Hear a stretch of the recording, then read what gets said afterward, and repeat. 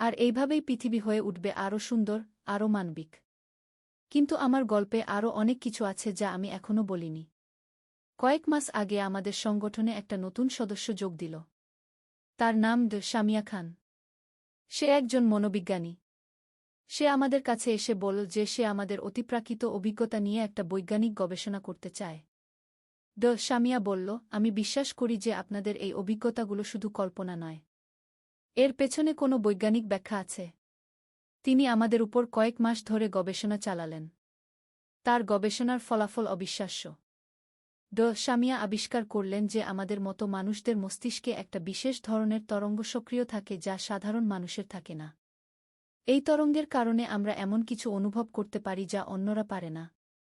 তিনি বললেন, আপনারা হচ্ছেন এক ধরনের মিডিয়াম বা মাধ্যম। আপনাদের মাধ্যমে অন্য মাত্রার সত্তারা আমাদের সাথে যোগাযোগ করে।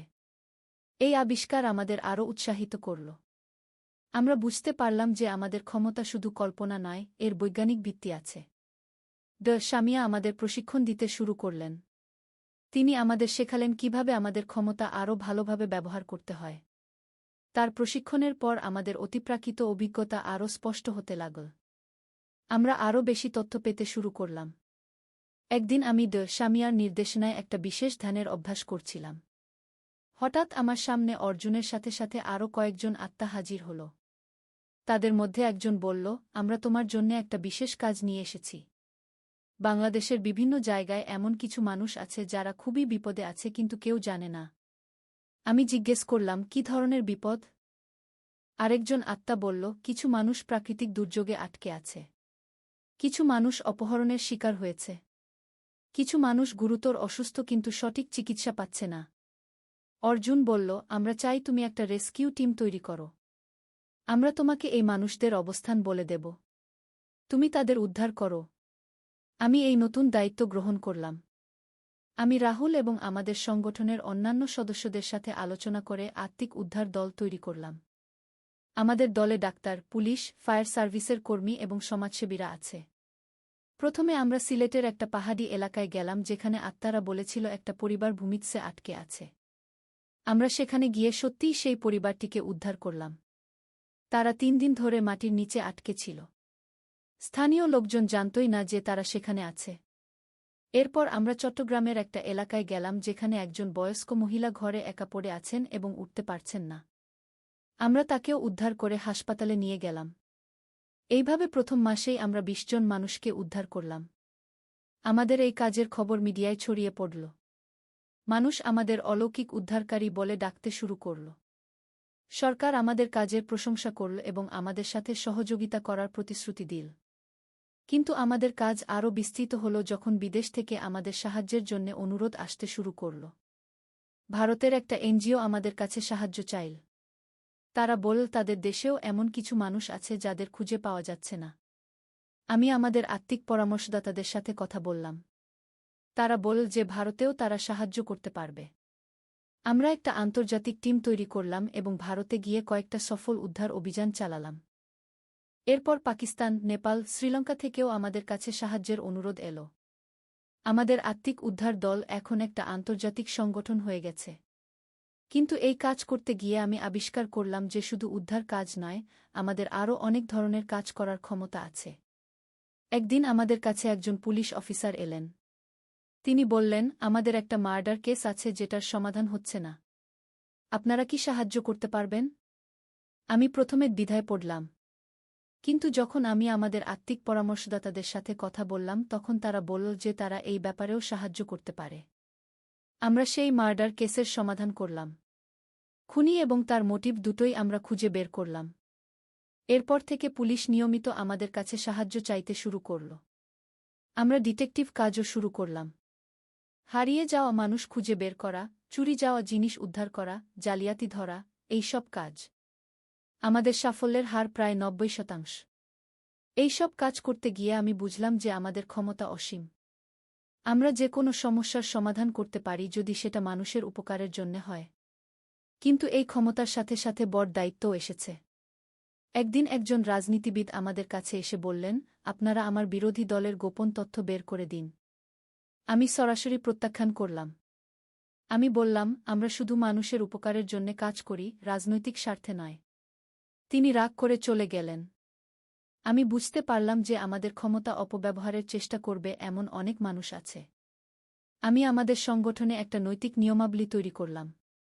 আমরা শুধুমাত্র এমন কাজ করব যা মানুষের উপকারে আসে এবং কারও ক্ষতি করে না। কিন্তু আমাদের খ্যাতি বৃদ্ধির সাথে সাথে বিরোধীরাও তৈরি হতে শুরু করল। কিছু ধর্মীয় নেতা আমাদের কাজকে শয়তানের কাজ বলে আখ্যা দিলেন। তারা বললেন যে আমরা মানুষকে ভুল পথে নিয়ে যাচ্ছি। কিছু বিজ্ঞানী আমাদের কাজকে অন্ধবিশ্বাস বলে উড়িয়ে দিলেন। আমি এই সব সমালোচনায় মন খারাপ করলাম না। কারণ আমি জানি যে আমরা যা করছি তা সঠিক। আমাদের কাজের ফলাফলই আমাদের প্রমাণ। এই পর্যন্ত আমরা প্রায় ৫,০০০ মানুষকে উদ্ধার করেছি। হাজারো অপরাধের সমাধান করেছি। লাখো মানুষের উপকার করেছি। কিন্তু আমাদের সবচেয়ে বড় চ্যালেঞ্জ এলো গত বছর। একটা বড় প্রাকৃতিক দুর্যোগের সময় সরকার আমাদের কাছে সাহায্য চাইল। একটা বড় ভূমিকম্পে অনেক মানুষ ধ্বংসস্তূপের নিচে চাপা পড়েছিল। আমাদের আত্মিক পরামর্শদাতারা আমাদের বলল যে আমরা মাত্র ৬ ঘন্টার মধ্যে সবাইকে খুঁজে বের করতে পারব। কিন্তু সমস্যা হলো যে এত বড় একটা অভিযানের জন্যে আমাদের আরও বেশি লোকবল দরকার। আমি সরকারের কাছে প্রস্তাব রাখলাম যে তারা যদি আমাদের পূর্ণ ক্ষমতা দেয় তাহলে আমরা সব মানুষকে উদ্ধার করতে পারব। সরকার রাজি হল। আমি আমাদের সব শাখা থেকে লোক ডেকে আনলাম। প্রায় ৫০০ সদস্য নিয়ে আমরা উদ্ধার কাজ শুরু করলাম। আমাদের আত্মিক পরামর্শদাতারা আমাদের প্রতিটা চাপা পড়া মানুষের সঠিক অবস্থান বলে দিল। মাত্র ৫ ঘন্টায় আমরা ২৪৮ জন মানুষকে জীবিত উদ্ধার করলাম। এটা ছিল বাংলাদেশের ইতিহাসে সবচেয়ে সফল উদ্ধার অভিযান। এরপর থেকে সরকার আমাদের জাতীয় দুর্যোগ ব্যবস্থাপনার অংশীদার করে নিয়েছে। আমাদের এখন সরকারি স্বীকৃতি আছে এবং আমরা দেশের যেকোনো জরুরি অবস্থায় কাজ করতে পারি। কিন্তু আমাদের কাজ শুধু উদ্ধার অভিযানেই সীমাবদ্ধ নেই।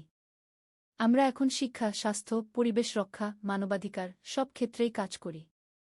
আমাদের একটা বিশ্ববিদ্যালয় আছে যেখানে আমরা অতিপ্রাকৃত ক্ষমতাসম্পন্ন মানুষদের প্রশিক্ষণ দিয়ে থাকি। আমাদের একটা গবেষণা কেন্দ্র আছে যেখানে আমরা অতিপ্রাকৃত ঘটনা নিয়ে বৈজ্ঞানিক গবেষণা করি। আমাদের একটা প্রকাশনী আছে যেখান থেকে আমরা আত্মিক বিষয়ে বই প্রকাশ করি। আমাদের একটা টেলিভিশন চ্যানেল আছে যেখানে আমরা মানুষের আত্মিক উন্নতিতে সাহায্য করি। আমাদের সংগঠন এখন শুধু একটা দাতব্য প্রতিষ্ঠান নয়, এটা একটা পূর্ণাঙ্গ আন্দোলন। আমাদের লক্ষ্য হচ্ছে পুরো পৃথিবীতে আত্মিক জাগরণ আনা।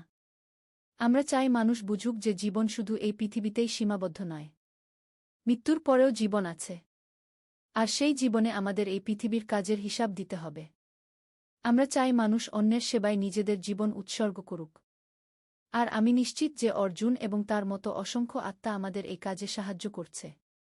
আজও প্রতিদিন আমি নতুন নতুন আত্মার সাথে যোগাযোগ করি। তারা আমাকে নতুন নতুন কাজের দিকনির্দেশনা দেয়। আমার জীবন এখন সম্পূর্ণ বদলে গেছে। আমি এখন আর একজন সাধারণ গৃহিণী নই। আমি একজন আত্মিক নেত্রী। বিশ্বের বিভিন্ন দেশ থেকে মানুষ আমার কাছে আধ্যাত্মিক শিক্ষা নিতে আসে। আমি বিভিন্ন দেশে বক্তৃতা দিতে যাই। আমার উপর কয়েকটা বই লেখা হয়েছে।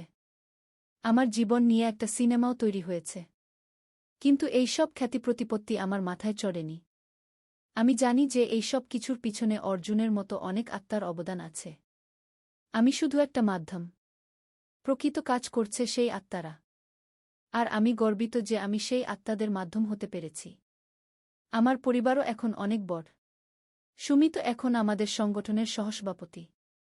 নিহারিকা আমাদের যুব শাখার নেত্রী। অভিজিৎ আমাদের আন্তর্জাতিক বিভাগের প্রধান। অনিরুদ্ধ আমাদের উদ্ধার বিভাগের প্রধান।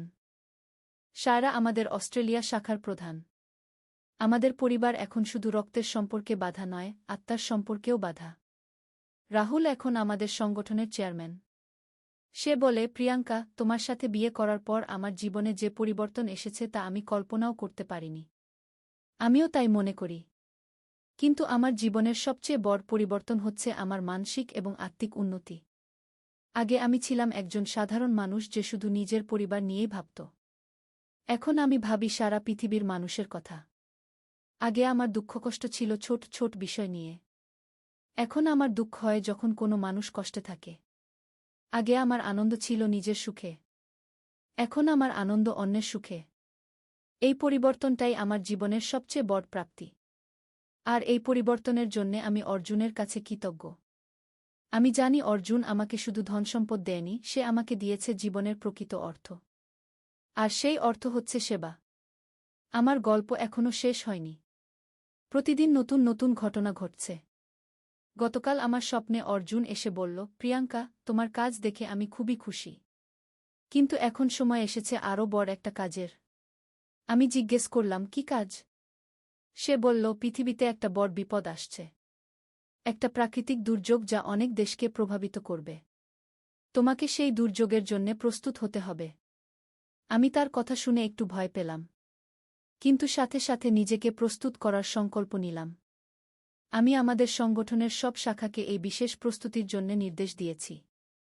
আমরা একটা আন্তর্জাতিক দুর্যোগ ব্যবস্থাপনা দল তৈরি করেছি। আমরা বিশ্বের বিভিন্ন দেশের সরকারের সাথে যোগাযোগ করেছি।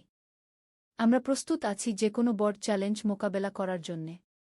কারণ আমি জানি অর্জুন এবং তার মতো অসংখ্য আত্মা আমাদের সাথে আছে। তারা আমাদের পথ দেখাবে, শক্তি দেবে এবং সাহস দেবে। আর আমরা সেই শক্তি দিয়ে মানুষের সেবা করে যাব। এই যে আমার এখনকার জীবন। একটা জীবন যা শুরু হয়েছিল একটা ঝড়ের রাতে একটা রহস্যময় ঘটনা দিয়ে। আর এখন সেই জীবন হয়ে উঠেছে লাখো মানুষের আশা ভরসার প্রতীক। আমি জানি আমার এই যাত্রা এখনো অনেক দূর। এখনো অনেক কাজ বাকি। এখনো অনেক মানুষকে সাহায্য করতে হবে। কিন্তু আমি প্রস্তুত। কারণ আমি জানি সত্যিকারের শক্তি আসে ভালোবাসা থেকে। আর ভালোবাসা কখনো শেষ হয় না। অর্জুনের ভালোবাসা, তার পরিবারের ভালোবাসা, আর আমার পরিবারের ভালোবাসা, এই সব মিলেই তৈরি হয়েছে আমার শক্তি। আর এই শক্তি দিয়েই আমি চলতে থাকব জীবনের শেষ দিন পর্যন্ত। এই যে আমার গল্প। একটা অসাধারণ, অবিশ্বাস্য, কিন্তু সত্য গল্প। যে গল্প প্রমাণ করে যে জীবনে সবকিছুই সম্ভব যদি আমাদের হৃদয়ে ভালোবাসা থাকে এবং অন্যের সেবা করার ইচ্ছা থাকে। কিন্তু আমার এই গল্পে আরও অনেক রহস্যময় অধ্যায় আছে যা আমি এখনো বলিনি। কয়েক সপ্তাহ আগে আমি একটা অদ্ভুত ঘটনার সম্মুখীন হলাম। আমি যখন আমাদের নতুন গবেষণা কেন্দ্রে কাজ করছিলাম, তখন হঠাৎ আমার সামনে একটা আলোর ছটা দেখা দিল। সেই আলোর মধ্য থেকে একজন নারী বেরিয়ে এলেন। তিনি দেখতে অর্জুনের মতোই কিন্তু একটু বেশি বয়স্ক। তিনি আমাকে বললেন, আমি অর্জুনের মা। আমার নাম সরস্বতী দেবী। আমি তোমার কাজ দেখে খুবই খুশি। আমি অবাক হয়ে বললাম, আপনিও এখানে আছেন? সরস্বতী দেবী বললেন, হ্যাঁ, আমরা সবাই এখানে আছি। আমরা তোমাদের সবসময় দেখাশোনা করি।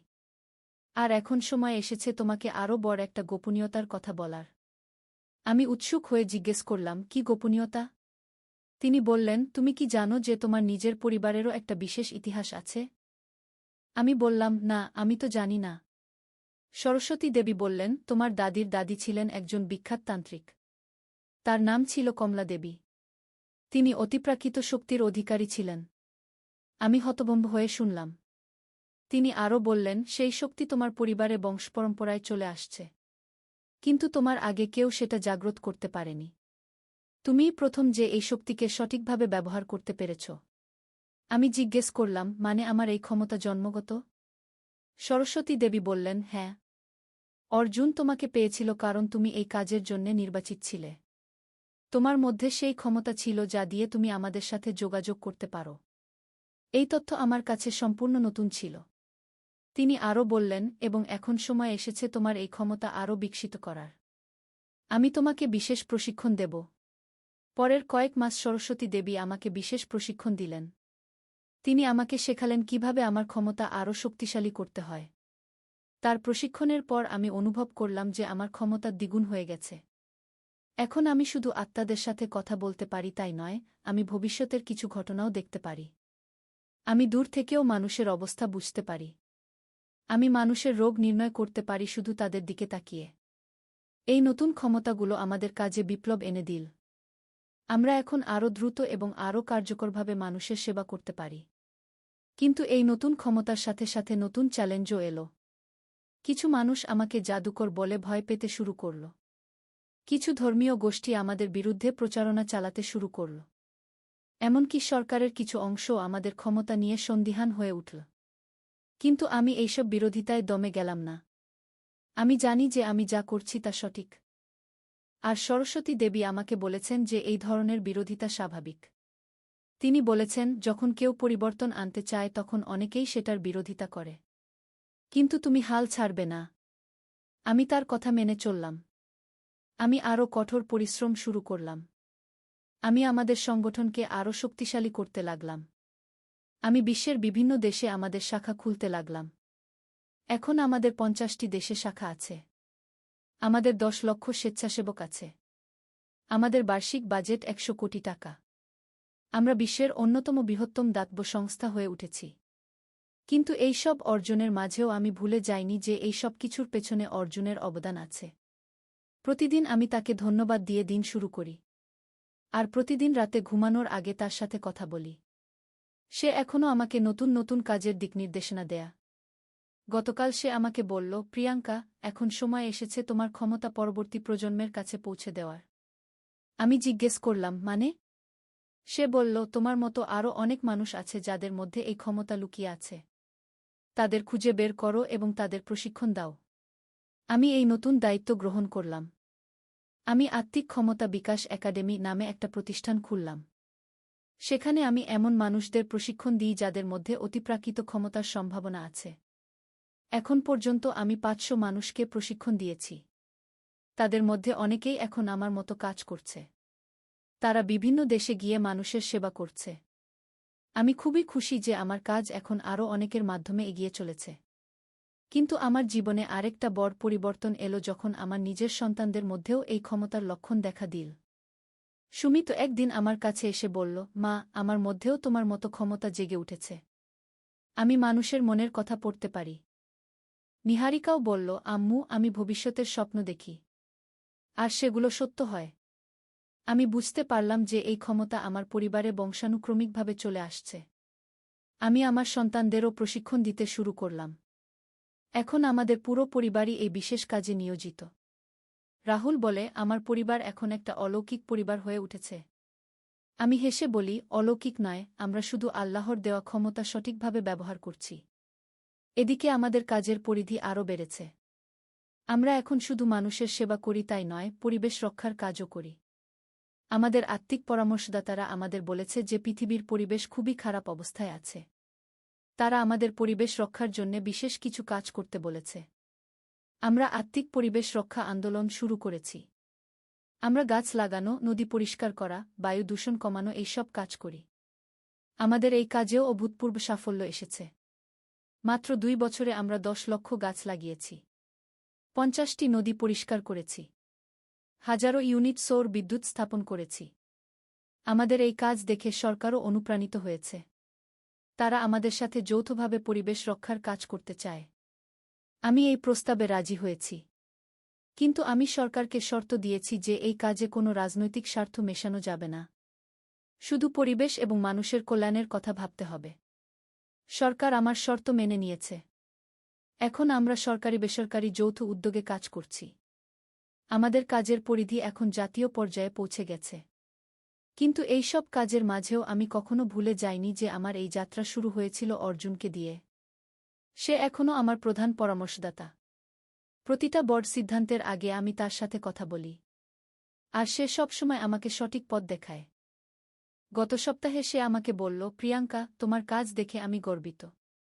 কিন্তু এখন তোমার আরও বড় একটা পরীক্ষা আসছে। আমি জিজ্ঞেস করলাম, কি পরীক্ষা? সে বলল, পৃথিবীতে একটা বড় সংকট আসছে। এমন একটা সংকট যা মানুষের আত্মিক শক্তি ছাড়া সমাধান করা যাবে না। তোমাকে সেই সংকট মোকাবেলার জন্য প্রস্তুত হতে হবে। আমি তার কথা শুনে একটু চিন্তিত হলাম। কিন্তু সাথে সাথে নিজেকে প্রস্তুত করার সংকল্প করলাম। আমি আমাদের সংগঠনের সব শাখাকে বিশেষ প্রস্তুতির জন্য নির্দেশ দিয়েছি। আমরা একটা বিশেষ টাস্ক ফোর্স তৈরি করেছি। আমরা বিশ্বের অন্যান্য আত্মিক সংগঠনের সাথে যোগাযোগ করেছি। আমরা প্রস্তুত আছি যে কোনো চ্যালেঞ্জ মোকাবেলা করার জন্যে। কারণ আমি জানি অর্জুন এবং তার মতো অসংখ্য আত্মা আমাদের সাথে আছে। তারা আমাদের শক্তি দেবে, সাহস দেবে এবং সঠিক পথ দেখাবে। আর আমরা সেই শক্তি দিয়ে মানবতার সেবা করে যাব। এই যে আমার জীবনের বর্তমান অবস্থা।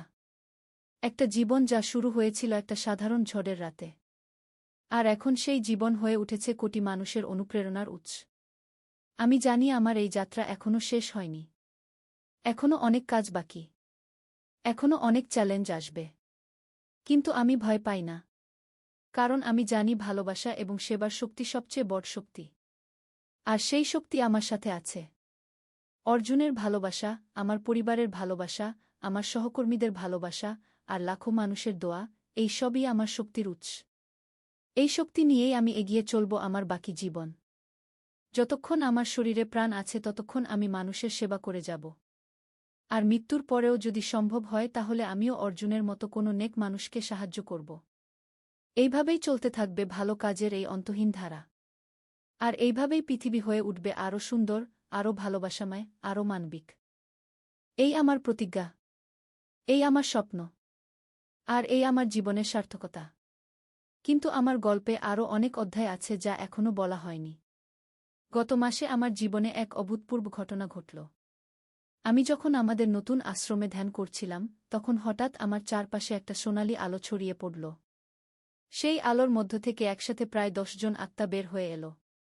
তাদের মধ্যে অর্জুন, সরস্বতী দেবী এবং আরও অনেকেই ছিল যাদের আমি আগে দেখিনি। তাদের মধ্যে একজন এগিয়ে এসে বলল, আমি মহাত্মা গান্ধীর আত্মা। আমি তোমার কাজ দেখে অভিভূত। আমি তো অবাক। মহাত্মা গান্ধী নিজে আমার কাছে এসেছেন। তিনি বললেন, প্রিয়াঙ্কা, তুমি যা করেছ তা অসাধারণ। কিন্তু এখন সময় এসেছে আরও বড় একটা দায়িত্ব নেওয়ার। আমি কাঁপতে কাঁপতে জিজ্ঞেস করলাম, কি দায়িত্ব মহাত্মাজি? তিনি বললেন, পৃথিবীতে এখন অন্যায়, অবিচার, দুর্নীতি খুবই বেড়ে গেছে। মানুষ আত্মিক পথ থেকে দূরে সরে গেছে। তোমাকে একটা বিশ্বব্যাপী আত্মিক বিপ্লব শুরু করতে হবে। আরেকজন আত্মা এগিয়ে এসে বললেন, আমি রবীন্দ্রনাথ ঠাকুর। আমিও তোমার এই মহান কাজে সাহায্য করতে চাই। আমি তো স্তব্ধ। রবীন্দ্রনাথ ঠাকুরও। তিনি বললেন, তুমি শিল্প এবং সাংস্কৃতিক কাজের মাধ্যমে মানুষের হৃদয় স্পর্শ করতে পারবে। আমি তোমাকে সেই পথ দেখাব। আরেকজন আত্মা বললেন, আমি স্বামী বিবেকানন্দ। আমি তোমাকে আধ্যাত্মিক শিক্ষা ছড়িয়ে দিতে সাহায্য করব। আমার মাথা ঘুরে যাচ্ছিল। এত মহান আত্মা একসাথে। মহাত্মা গান্ধী বললেন, প্রিয়াঙ্কা, আমরা সবাই মিলে তোমাকে এমন শক্তি দেব যার সাহায্যে তুমি পুরো পৃথিবী পরিবর্তন করতে পারবে। তুমি কি প্রস্তুত? আমি গভীর শ্রদ্ধায় বললাম, জি মহাত্মাজি, আমি প্রস্তুত। সেই মুহূর্তে আমার শরীরে এক অভূতপূর্ব শক্তি প্রবেশ করল। আমি অনুভব করলাম যে আমার ভিতরে এক অসীম ক্ষমতা জেগে উঠেছে। পরের দিন থেকে আমার ক্ষমতা 10 গুণ বেড়ে গেল। আমি এখন দূর থেকেই মানুষের সমস্যা বুঝতে পারি। আমি একসাথে হাজারো মানুষের মনে ভালো চিন্তা পাঠাতে পারি। আমি প্রাকৃতিক শক্তি নিয়ন্ত্রণ করতে পারি। এই নতুন ক্ষমতা নিয়ে আমি বিশ্ব আত্মিক পরিবর্তন আন্দোলন শুরু করলাম। আমার প্রথম লক্ষ্য ছিল বিশ্বের সব দেশের নেতাদের হৃদয় পরিবর্তন করা। আমি আমার আত্মিক শক্তি দিয়ে বিভিন্ন দেশের প্রেসিডেন্ট, প্রধানমন্ত্রীদের মনে ভালো চিন্তা পাঠাতে শুরু করলাম। আশ্চর্যজনকভাবে এর ফল পেতে শুরু করলাম। আমেরিকার প্রেসিডেন্ট হঠাৎ ঘোষণা করলেন যে তারা সব যুদ্ধ বন্ধ করে শান্তির পথে যাবে। রাশিয়ার প্রেসিডেন্ট বললেন যে তারা পরমাণু অস্ত্র কমিয়ে আনবে। চীনের প্রেসিডেন্ট পরিবেশ রক্ষার জন্য বিশাল বাজেট ঘোষণা করলেন। ভারতের প্রধানমন্ত্রী দারিদ্র্য দূরীকরণের জন্য নতুন কর্মসূচি ঘোষণা করলেন। সারা বিশ্বের নেতারা যেন হঠাৎ করে পরিবর্তিত হয়ে গেলেন। আমি বুঝতে পারলাম যে আমার আত্মিক শক্তি সত্যিই কাজ করছে। কিন্তু এটা ছিল শুধু শুরু। আমি এরপর বিশ্বের সব ধর্মীয় নেতাদের কাছে চিঠি লিখলাম। আমি তাদের বললাম যে সব ধর্মের মূল উদ্দেশ্য একই, মানুষের কল্যাণ। আমি তাদের ধর্মীয় বিভেদ ভুলে একসাথে কাজ করার আহ্বান জানালাম। আমার চিঠি পড়ে পোপ, দালাই লামা, বিভিন্ন মুসলিম নেতা, হিন্দু আচার্যরা সবাই একমত হলেন। তারা সবাই মিলে বিশ্ব ধর্ম একতা পরিষদ গঠন করলেন। এই পরিষদের প্রথম অধিবেশন আমাদের আশ্রমেই হল। সেখানে বিশ্বের সব ধর্মের প্রতিনিধিরা একসাথে বসে প্রার্থনা করলেন। এই ঘটনা সারা বিশ্বে সাড়া ফেলে দিল। মানুষ বুঝতে পারল যে ধর্মীয় বিভেদ আসলে অর্থহীন। কিন্তু আমার কাজ শুধু এতেই শেষ নয়। আমি এরপর বিশ্বের সব বিজ্ঞানী এবং গবেষকদের কাছে আহ্বান জানালাম। আমি বললাম যে বিজ্ঞান এবং আধ্যাত্মিকতা আলাদা জিনিস নয়। এই দুটো মিলেই মানুষের সম্পূর্ণ উন্নতি সম্ভব। আমার আহ্বানে সাড়া দিয়ে নোবেল পুরস্কারপ্রাপ্ত অনেক বিজ্ঞানী আমার কাছে এলেন। তারা আমার অতিপ্রাকৃত ক্ষমতা নিয়ে গবেষণা করলেন। তাদের গবেষণায় প্রমাণিত হল যে আত্মিক শক্তি একটা বৈজ্ঞানিক বিষয়। এটা কোনো অন্ধবিশ্বাস নয়। এই আবিষ্কার সারা বিশ্বে বিজ্ঞান এবং ধর্মের মধ্যে সেতুবন্ধন তৈরি করল। আমি বিশ্ব আত্মিক বিজ্ঞান গবেষণা কেন্দ্র প্রতিষ্ঠা করলাম। সেখানে বিজ্ঞানীরা আত্মিক শক্তির বৈজ্ঞানিক ব্যাখ্যা খুঁজে বের করার চেষ্টা করেন। আর আত্মিক গুরুরা বিজ্ঞানের সাহায্যে তাদের শিক্ষা আরও কার্যকরভাবে মানুষের কাছে পৌঁছান। এই কেন্দ্রের কাজ দেখে জাতিসংঘ আমাদের বিশেষ মর্যাদা দিল। আমি জাতিসংঘের আত্মিক উন্নয়ন দূত হিসেবে নিযোগ পেলাম। এই পদ থেকে আমি বিশ্বের সব দেশের সাথে আত্মিক উন্নয়ন নিয়ে কাজ করার সুযোগ পেলাম। কিন্তু আমার সবচেয়ে বড় সাফল্য এলো যখন আমি বিশ্বের সন্ত্রাসী সংগঠনগুলোর নেতাদের হৃদয় পরিবর্তন করতে সক্ষম হলাম। আমি আমার আত্মিক শক্তি দিয়ে তাদের মনে ভালোবাসা এবং শান্তির বার্তা পাঠালাম। একে একে বিভিন্ন সন্ত্রাসী গ্রুপের নেতারা অস্ত্র ত্যাগ করে শান্তির পথে এলো। তারা তাদের অনুসারীদেরও সহিংসতা ত্যাগ করতে বলল। এর ফলে বিশ্বের সন্ত্রাসী কর্মকাণ্ড প্রায় শূন্যের কোঠায় নেমে এল। বিশ্বের সব দেশ আমাকে শান্তির দূত হিসেবে স্বীকৃতি দিল। আমি নোবেল শান্তি পুরস্কার পেলাম। কিন্তু এই সব পুরস্কার এবং সম্মাননা আমার কাছে তেমন গুরুত্বপূর্ণ নয়। আমার কাছে গুরুত্বপূর্ণ হচ্ছে যে বিশ্বে শান্তি প্রতিষ্ঠিত হচ্ছে। মানুষ আগের চেয়ে বেশি ভালোবাসা এবং সহানুভূতি নিয়ে বাস করছে। দেশে দেশে যুদ্ধ বন্ধ হয়ে গেছে। দারিদ্র্য অনেক কমে গেছে। পরিবেশ দূষণ কমে গেছে। মানুষ আধ্যাত্মিকতার দিকে ঝুঁকছে। এই সব পরিবর্তন দেখে আমার মন ভরে যায়। কিন্তু আমার কাজ এখনও শেষ নয়। গতকাল মহাত্মা গান্ধী আমার স্বপ্নে এসে বললেন, প্রিয়াঙ্কা, তুমি যা করেছ তা অসাধারণ। কিন্তু এখন সময় এসেছে আরও বড় একটা কাজের। আমি জিজ্ঞেস করলাম, কি কাজ মহাত্মাজি? তিনি বললেন, এখন তোমাকে মানুষদের এমনভাবে প্রশিক্ষণ দিতে হবে যাতে তারা নিজেরাই তোমার মতো আত্মিক শক্তি অর্জন করতে পারে। তাহলেই এই পরিবর্তন স্থায়ী হবে। আমি এই নতুন দায়িত্ব গ্রহণ করলাম। আমি বিশ্ব আত্মিক শিক্ষা কর্মসূচি শুরু করলাম। আমি বিশ্বের প্রতিটা দেশে আত্মিক শিক্ষা কেন্দ্র প্রতিষ্ঠা করলাম। সেখানে মানুষ ধ্যান, প্রার্থনা, সেবা এবং ভালোবাসার শিক্ষা পায়। এই কর্মসূচিতে এ পর্যন্ত ৫ কোটি মানুষ অংশ নিয়েছে। তাদের মধ্যে অনেকেই আমার মতো আত্মিক ক্ষমতা অর্জন করেছে। এখন বিশ্বের বিভিন্ন প্রান্তে হাজারো মানুষ আমার মতো কাজ করছে। তারা তাদের এলাকায় মানুষের সেবা করছে। তারা অন্যায়ের বিরুদ্ধে লড়াই করছে। তারা শান্তি এবং ভালোবাসার বার্তা ছড়িয়ে দিচ্ছে। আমি খুবই খুশি যে আমার কাজ এখন সারা বিশ্বে ছড়িয়ে গেছে। কিন্তু আমার পরিবারও এই সব কাজে গুরুত্বপূর্ণ ভূমিকা পালন করছে। সুমিত এখন আমাদের যুব কর্মসূচির বিশ্বপ্রধান। সে বিশ্বের তরুণ-তরুণীদের আত্মিক শিক্ষা দেয়। নিহারিকা আমাদের নারী ক্ষমতায়ন কর্মসূচির প্রধান। সে বিশ্বের নারীদের আত্মিক শক্তি অর্জনে সাহায্য করে। অভিজিৎ আমাদের প্রযুক্তি বিভাগের প্রধান। সে আধুনিক প্রযুক্তি দিয়ে আত্মিক শিক্ষা ছড়িয়ে দেয়। অনিরুদ্ধ আমাদের উদ্ধার কাজের বিশ্ব সমন্বয়কারী। সে বিশ্বের যেকোনো দুর্যোগে আমাদের উদ্ধার দল পাঠায়। রাহুল আমাদের সংগঠনের বিশ্ব চেয়ারম্যান। সে সব কাজের তদারকি করে। আমাদের পুরো পরিবার এখন একটা বিশ্ব পরিবার। আমাদের লাখো কর্মী বিশ্বের বিভিন্ন প্রান্তে কাজ করছে। তারা সবাই আমাদের পরিবারের সদস্য। আমি প্রায়ই ভাবি যে সেই ঝড়ের রাতে অর্জুনের সাথে দেখা না হলে আমার জীবন কেমন হতো। হয়তো আমি একজন সাধারণ গৃহিণী থেকে যেতাম। হয়তো কখনো জানতাম না যে জীবনের আসল অর্থ কী। কিন্তু অর্জুন আমার জীবনে এসে সব পরিবর্তন করে দিয়েছে। সে আমাকে শুধু ধনসম্পদই দেয়নি, সে আমাকে দিয়েছে জীবনের উদ্দেশ্য। সে আমাকে শিখিয়েছে যে প্রকৃত সুখ নিজের সুখে নয়, অন্যের সুখে। সে আমাকে দেখিয়েছে যে মৃত্যুর পরেও ভালোবাসা বেঁচে থাকে। আর সেই ভালোবাসা দিয়েই আমরা পৃথিবীকে পরিবর্তন করতে পারি।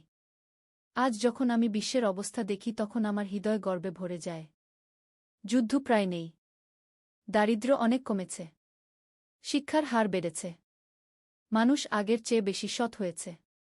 ধর্মীয় সংঘাত কমেছে। পরিবেশ ভালো হয়েছে। মানুষ আত্মিক উন্নতির দিকে এগোচ্ছে। এই সব পরিবর্তন দেখে আমি বুঝতে পারি যে আমার কাজ সফল হয়েছে। কিন্তু আমি জানি এই কাজ কখনো শেষ হবে না। প্রতিটা প্রজন্মকে নতুন করে শেখাতে হবে। প্রতিদিন নতুন নতুন সমস্যা আসবে। আর সেই সমস্যার সমাধানের জন্য নতুন নতুন কৌশল খুঁজে বের করতে হবে। কিন্তু আমি ভয় পাই না। কারণ আমি জানি অর্জুন এবং তার সাথে আরও অসংখ্য মহান আত্মা আমাদের সাথে আছে। তারা আমাদের পথ দেখাবে। তারা আমাদের শক্তি দেবে। তারা আমাদের সাহস দেবে। আর আমরা সেই শক্তি দিয়ে মানবতার সেবা করে যাব। এই যে আমার জীবনের বর্তমান অবস্থা। একটা জীবন যা শুরু হয়েছিল একটা রহস্যময় ঝড়ের রাতে। আর এখন সেই জীবন পরিণত হয়েছে বিশ্ব মানবতার সেবায়। আমি জানি আমার এই যাত্রা এখনো চলমান। এখনো অনেক কাজ বাকি। এখনো অনেক চ্যালেঞ্জ আসবে। কিন্তু আমি প্রস্তুত।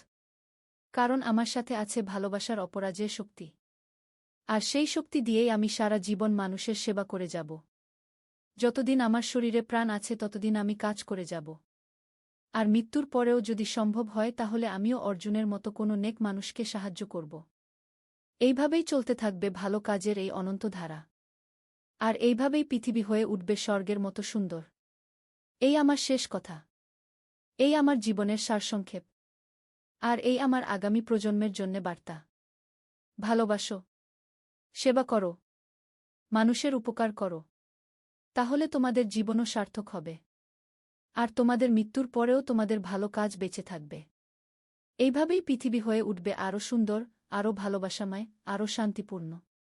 আমিন। কিন্তু আমার এই দীর্ঘ গল্পে আরও কিছু গোপন অধ্যায় আছে যা আমি এখনও কাউকে বলিনি। আজ থেকে ঠিক ১০০ দিন আগে আমার জীবনে এক অবিশ্বাস্য ঘটনা ঘটেছিল। সেই দিন আমি আমাদের প্রধান আশ্রমে একা একা গভীর ধ্যানে বসেছিলাম। হঠাৎ আমার চারপাশের সবকিছু অদৃশ্য হয়ে গেল। আমি নিজেকে এক অপার্থিব জগতে দেখতে পেলাম। সেখানে সবকিছু সোনালি আলো উদ্ভাসিত। আর সেই আলোর মধ্য থেকে একজন ব্যক্তি এগিয়ে এলেন যাকে দেখে আমার প্রাণ কেঁপে উঠল। তিনি বললেন, আমি নবী মুহাম্মদ। আমি তোমার কাজে খুবই খুশি হয়েছি। আমি তো হতবাক। স্বয়ং নবীজি আমার সামনে। আমি কাঁদতে কাঁদতে তার পায়ে মাথা ঠেকালাম।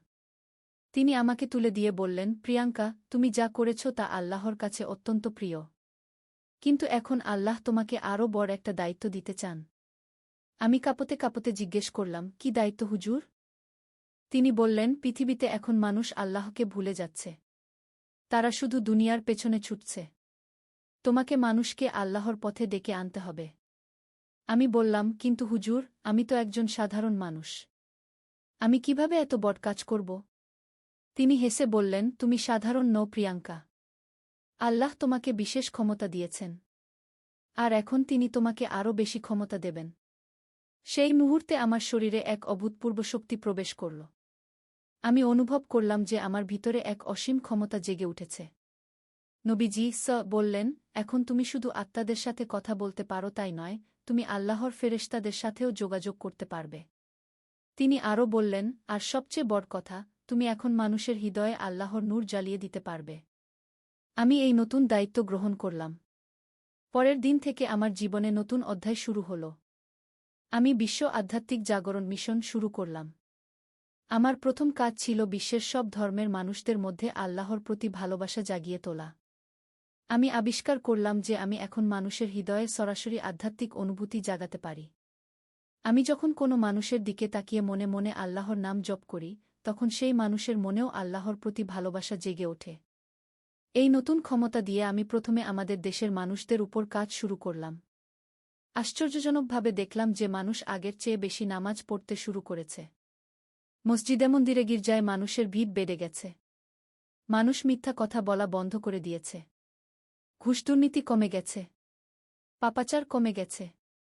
মানুষ আল্লাহর ভয়ে ভীত হয়ে ভালো কাজ করতে শুরু করেছে। এই সাফল্য দেখে আমি উৎসাহিত হলাম। আমি এরপর আমার ক্ষমতা বিশ্বব্যাপী ছড়িয়ে দিতে শুরু করলাম। আমি রাত জেগে বিভিন্ন দেশের মানুষদের জন্যে প্রার্থনা করতাম। আমি মনে মনে তাদের হৃদয়ে আল্লাহর নূর পাঠাতাম। কয়েক মাসের মধ্যেই বিশ্বের অবস্থা পাল্টে যেতে শুরু করল। আমেরিকায় গির্জায় মানুষের সংখ্যা দ্বিগুণ হয়ে গেল। ইউরোপে মানুষ আগের চেয়ে বেশি ধার্মিক হয়ে উঠল। আফ্রিকার দেশগুলোতে নৈতিক মান বেড়ে গেল। এশিয়ার দেশগুলোতে মানুষ আরও বেশি আধ্যাত্মিক হয়ে উঠল। এমনকি চীন এবং রাশিয়ার মতো কমিউনিস্ট দেশগুলোতেও মানুষ ধর্মের দিকে ঝুঁকতে শুরু করল।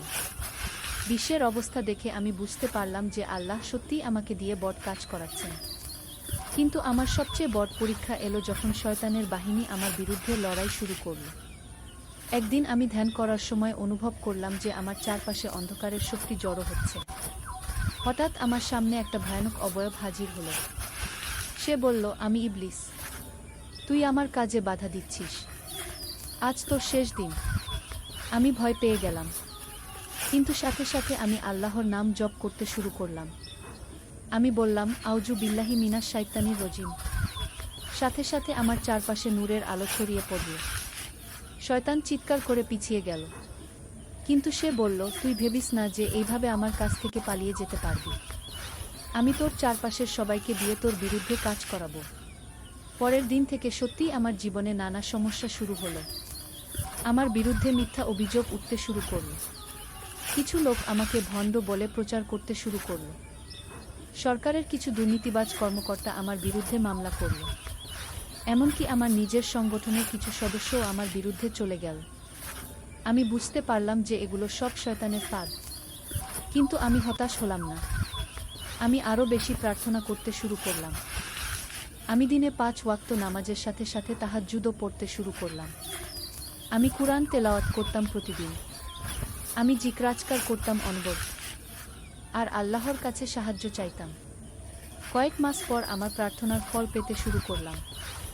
যারা আমার বিরুদ্ধে মিথ্যা অভিযোগ এনেছিল তারা নিজেরাই সেগুলো প্রত্যাহার করে নিন। সরকারি কর্মকর্তারা আমার কাছে এসে ক্ষমা চাইল। আমার সংগঠনের বিদ্রোহী সদস্যরা ফিরে এল। আমি বুঝতে পারলাম যে আল্লাহর সাহায্য পেলে শয়তানের কোনো ক্ষমতা নেই। এই ঘটনার পর আমার ঈমান আরও মজবুত হলো। আমি আরও বেশি উৎসাহ নিয়ে কাজ শুরু করলাম। আমি তওবা ও ক্ষমা কর্মসূচি শুরু করলাম। এই কর্মসূচির মাধ্যমে আমি বিশ্বের সব পাপী মানুষকে তওবা করতে আহ্বান জানালাম। আমি তাদের বললাম যে আল্লাহ অত্যন্ত ক্ষমাশীল। যত বড় পাপী হোক না কেন, যদি সে সত্যিকারের তওবা করে তাহলে আল্লাহ তাকে ক্ষমা করে দেবেন। আমার এই আহ্বানে সাড়া দিয়ে বিশ্বের লাখো পাপী মানুষ তওবা করল। চোর ডাকাত অস্ত্র ফেলে দিল। মাদকাসক্ত মানুষ নেশা ছেড়ে দিল। জুয়া ছেড়ে দিল। ব্যভিচারী তওবা করল। ঘুষখোর দুর্নীতি ছেড়ে দিল। এই পরিবর্তন দেখে আমি অভিভূত হলাম। আমি বুঝতে পারলাম যে আল্লাহর রহমত কত বিশাল। কিন্তু আমার কাজ এখানেই শেষ নয়। আল্লাহর ফেরেশতা জিব্রাইল একদিন আমার স্বপ্নে এসে বললেন, প্রিয়াঙ্কা, এখন তোমাকে আরও বড় একটা কাজ করতে হবে। আমি জিজ্ঞেস করলাম, কি কাজ? তিনি বললেন, তোমাকে মানুষদের কিয়ামতের জন্য প্রস্তুত করতে হবে। কারণ সময় খুবই কম বাকি আছে। আমি এই কথা শুনে ভয় পেয়ে গেলাম। তিনি বললেন, ভয় পেও না। তুমি যদি মানুষকে সঠিক পথে এনে দিতে পারো তাহলে তারা কিয়ামতের দিন নিরাপদ থাকবে। আমি এই নতুন দায়িত্ব গ্রহণ করলাম। আমি আখেরাতের প্রস্তুতি কর্মসূচি শুরু করলাম। আমি মানুষদের বললাম যে এই দুনিয়ার জীবন সাময়িক। আসল জীবন হচ্ছে আখেরাতের জীবন। আমি তাদের বললাম যে মৃত্যুর পর কবরে জিজ্ঞাসাবাদ হবে। কিয়ামতের দিন হাসরের মাঠে সবার হিসাব নেওয়া হবে। যে ভালো কাজ করেছে সে জান্নাতে যাবে, যে খারাপ কাজ করেছে সে জাহান্নামে যাবে। আমার এই বক্তব্য শুনে বিশ্বের কোটি কোটি মানুষ আখেরাতের জন্য প্রস্তুতি নিতে শুরু করল। তারা বেশি বেশি নেক কাজ করতে শুরু করল। তারা গুনাহের কাজ ছেড়ে দিল। তারা আল্লাহর ইবাদত করতে শুরু করল। তারা দান সাদাকা করতে শুরু করল। তারা অন্যের সেবা করতে শুরু করল। এই পরিবর্তন দেখে আমার মন আনন্দে ভরে গেল। আমি বুঝতে পারলাম যে আমার কাজ সফল হচ্ছে। কিন্তু এখানেও শয়তান আমার বিরুদ্ধে ষড়যন্ত্র করতে শুরু করল। কিছু ধর্ম ব্যবসায়ী আমার বিরুদ্ধে প্রচার করতে শুরু করল যে আমি ভণ্ড পীর। কিছু নাস্তিক আমাকে ধর্মান্ধ বলতে শুরু করল। কিছু রাজনীতিবিদ আমাকে জঙ্গি বলে অপপ্রচার করতে শুরু করল। কিন্তু আমি এইসব কিছুতেই দমে গেলাম না।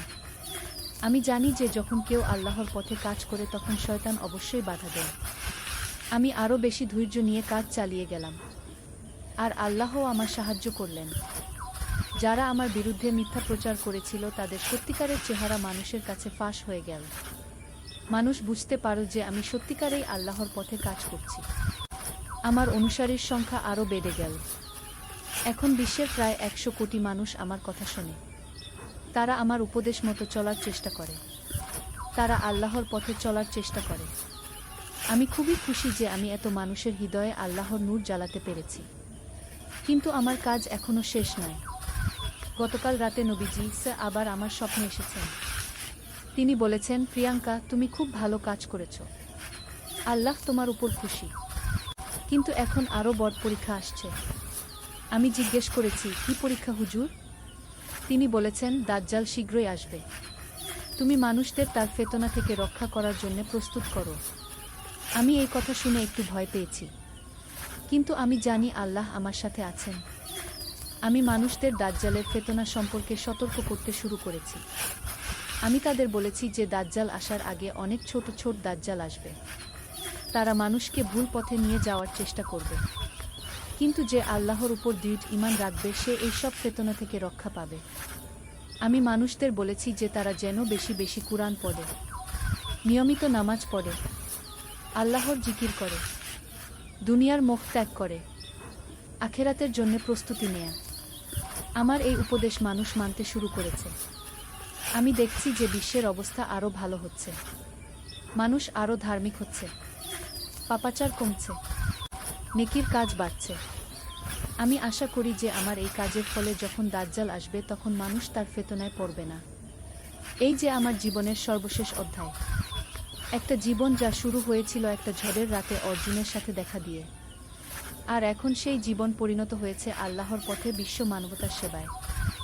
আমি জানি আমার এই যাত্রা এখনো শেষ হয়নি, এখনো অনেক কাজ বাকি, এখনো অনেক চ্যালেঞ্জ আসবে, কিন্তু আমি ভয় পাই না, কারণ আল্লাহ আমার সাথে আছেন, নবীজি ঈসা আমার সাথে আছেন, অর্জুনের মতো হাজারো নেক আত্মা আমার সাথে আছে, আর সবচেয়ে বড় কথা, বিশ্বের কোটি কোটি নেক মানুষের দোয়া আমার সাথে আছে।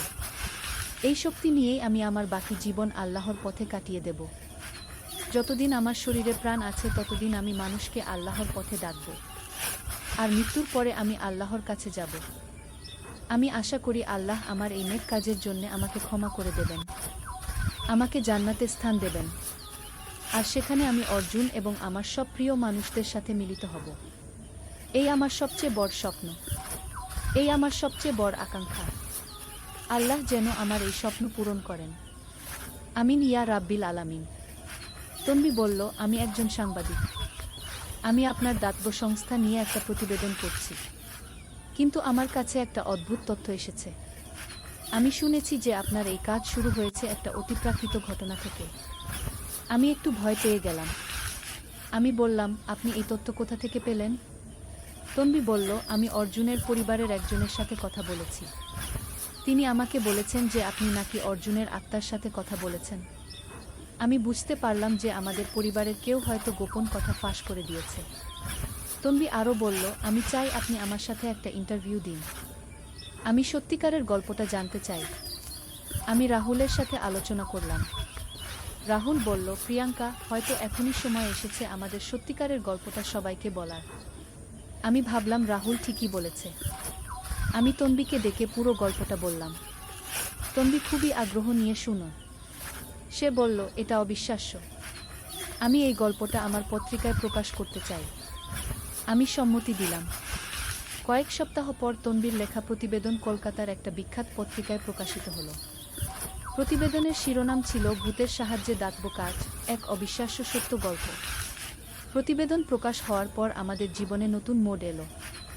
সারা দেশ থেকে মানুষ আমাদের সাথে যোগাযোগ করতে লাগলো। কেউ কেউ আমাদের প্রশংসা করল, আবার কেউ কেউ সন্দেহ করল যে আমরা মানুষকে বোকা বানাচ্ছি। কিন্তু সবচেয়ে আশ্চর্যজনক ব্যাপার হলো যে অনেক মানুষ আমাদের কাছে এসে বলতে লাগলো যে তাদেরও এমন অতিপ্রাকৃত অভিজ্ঞতা হয়েছে। একজন ভদ্রলোক এসে বললেন, আমার দাদু মারা যাওয়ার পর আমার স্বপ্নে এসে আমাকে একটা গোপন সম্পদের কথা বলেছিলেন। আমি সেটা খুঁজে পেয়ে গরিবদের মধ্যে বিতরণ করেছি। আরেকজন মহিলা বললেন, আমার মা মারা যাওয়ার পর আমাকে স্বপ্নে দেখিয়েছিলেন কোথায় তার সোনার গহনা লুকানো আছে। আমি সেগুলো বিক্রি করে একটা দাতব্য স্কুল খুলেছি। আমি বুঝতে পারলাম যে আমার মতো আরও অনেক মানুষের এই ধরনের অভিজ্ঞতা হয়েছে, কিন্তু তারা ভয়ে বা লজ্জায় কাউকে বলেনি। আমি সিদ্ধান্ত নিলাম যে আমি এই সব মানুষদের নিয়ে একটা সংগঠন তৈরি করব। আমরা সবাই মিলে আরও বড় পরিসরে দাতব্য কাজ করব।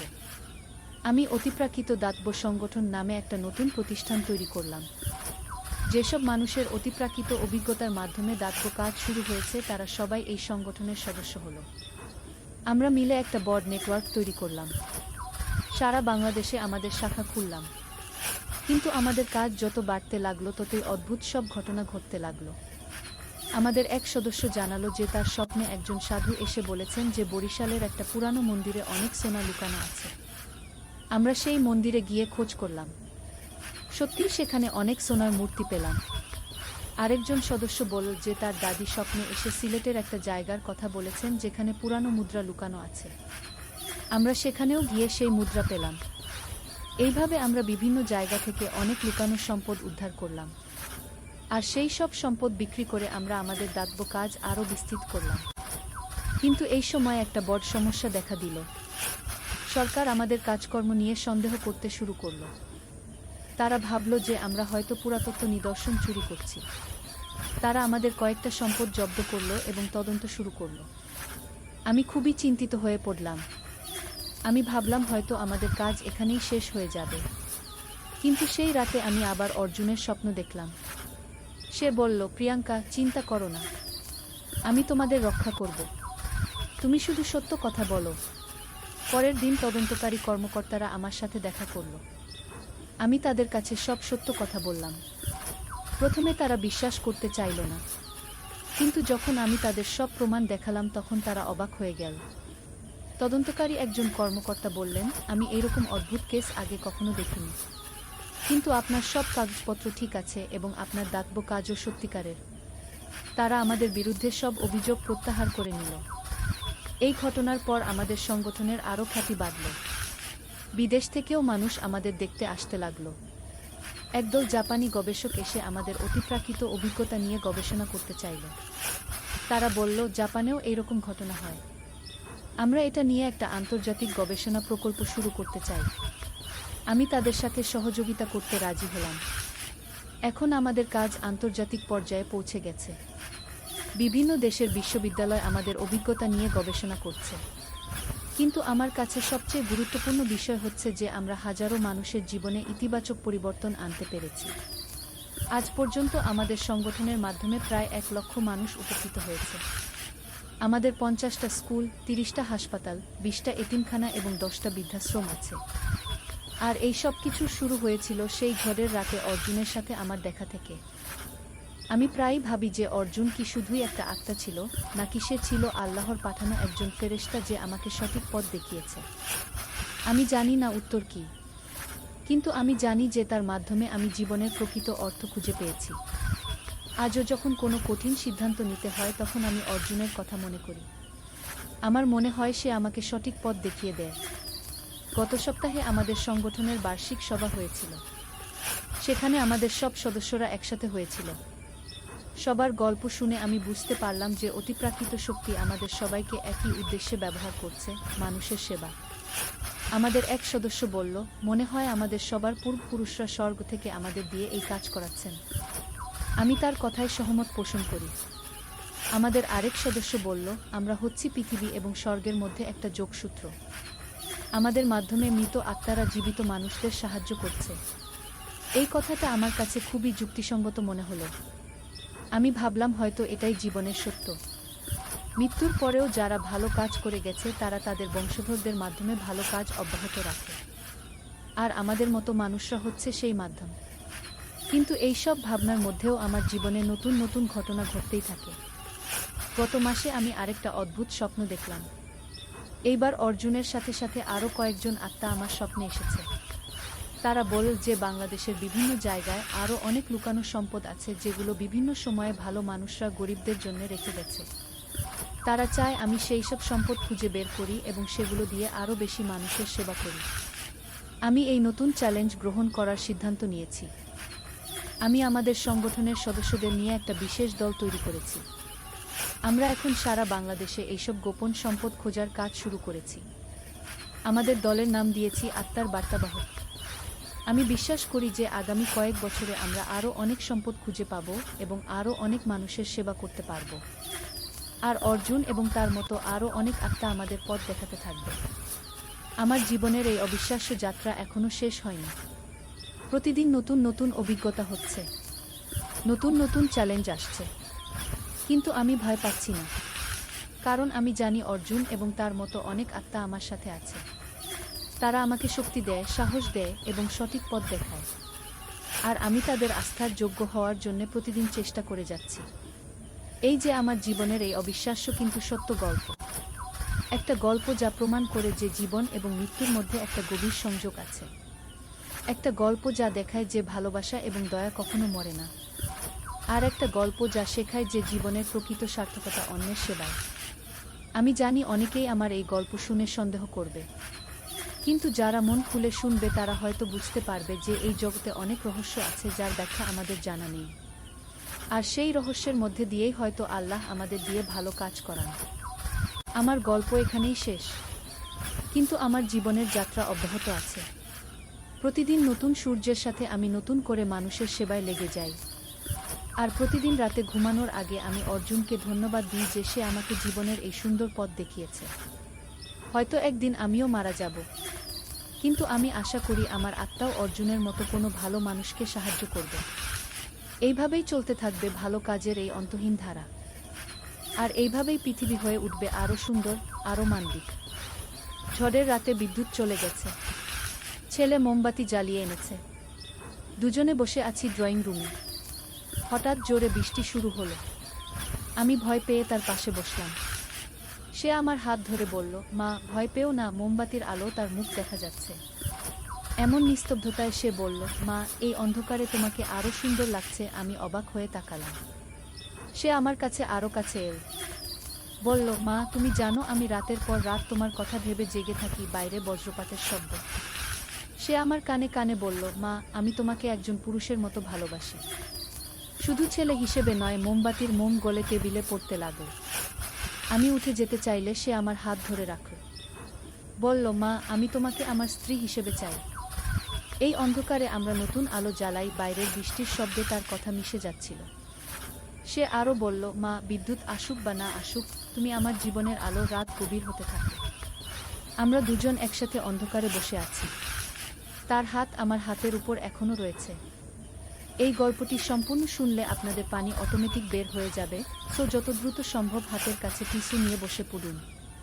বিছানার চাদর যেন নষ্ট না হয় সেটা সম্পূর্ণ খেয়াল রাখার অনুরোধ জানিয়ে গল্পটি এখন শুরু করব।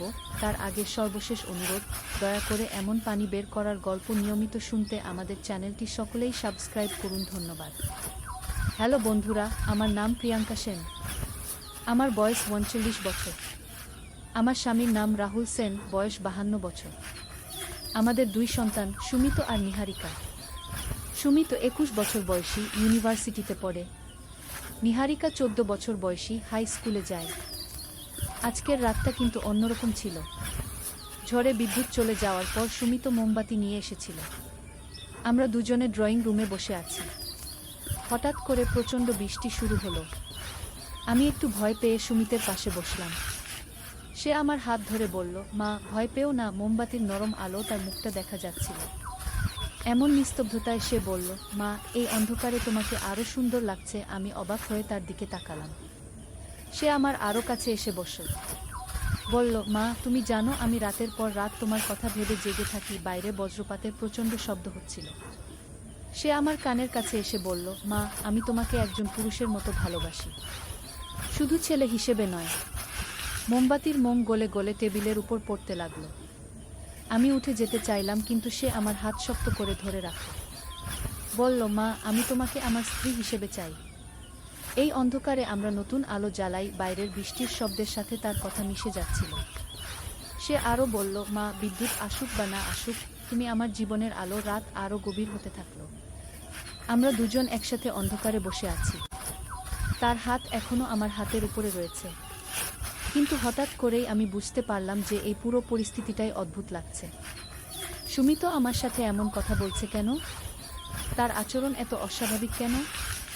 আমি তার দিকে আরও মনোযোগ দিয়ে তাকালাম।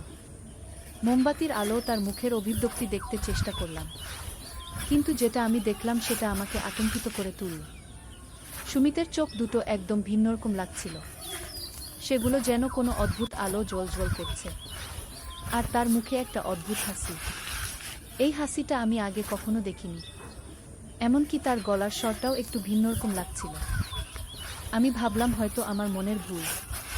কিন্তু যখন সে আবার কথা বলল তখন আমি নিশ্চিত হলাম যে কিছু একটা গোলমাল আছে।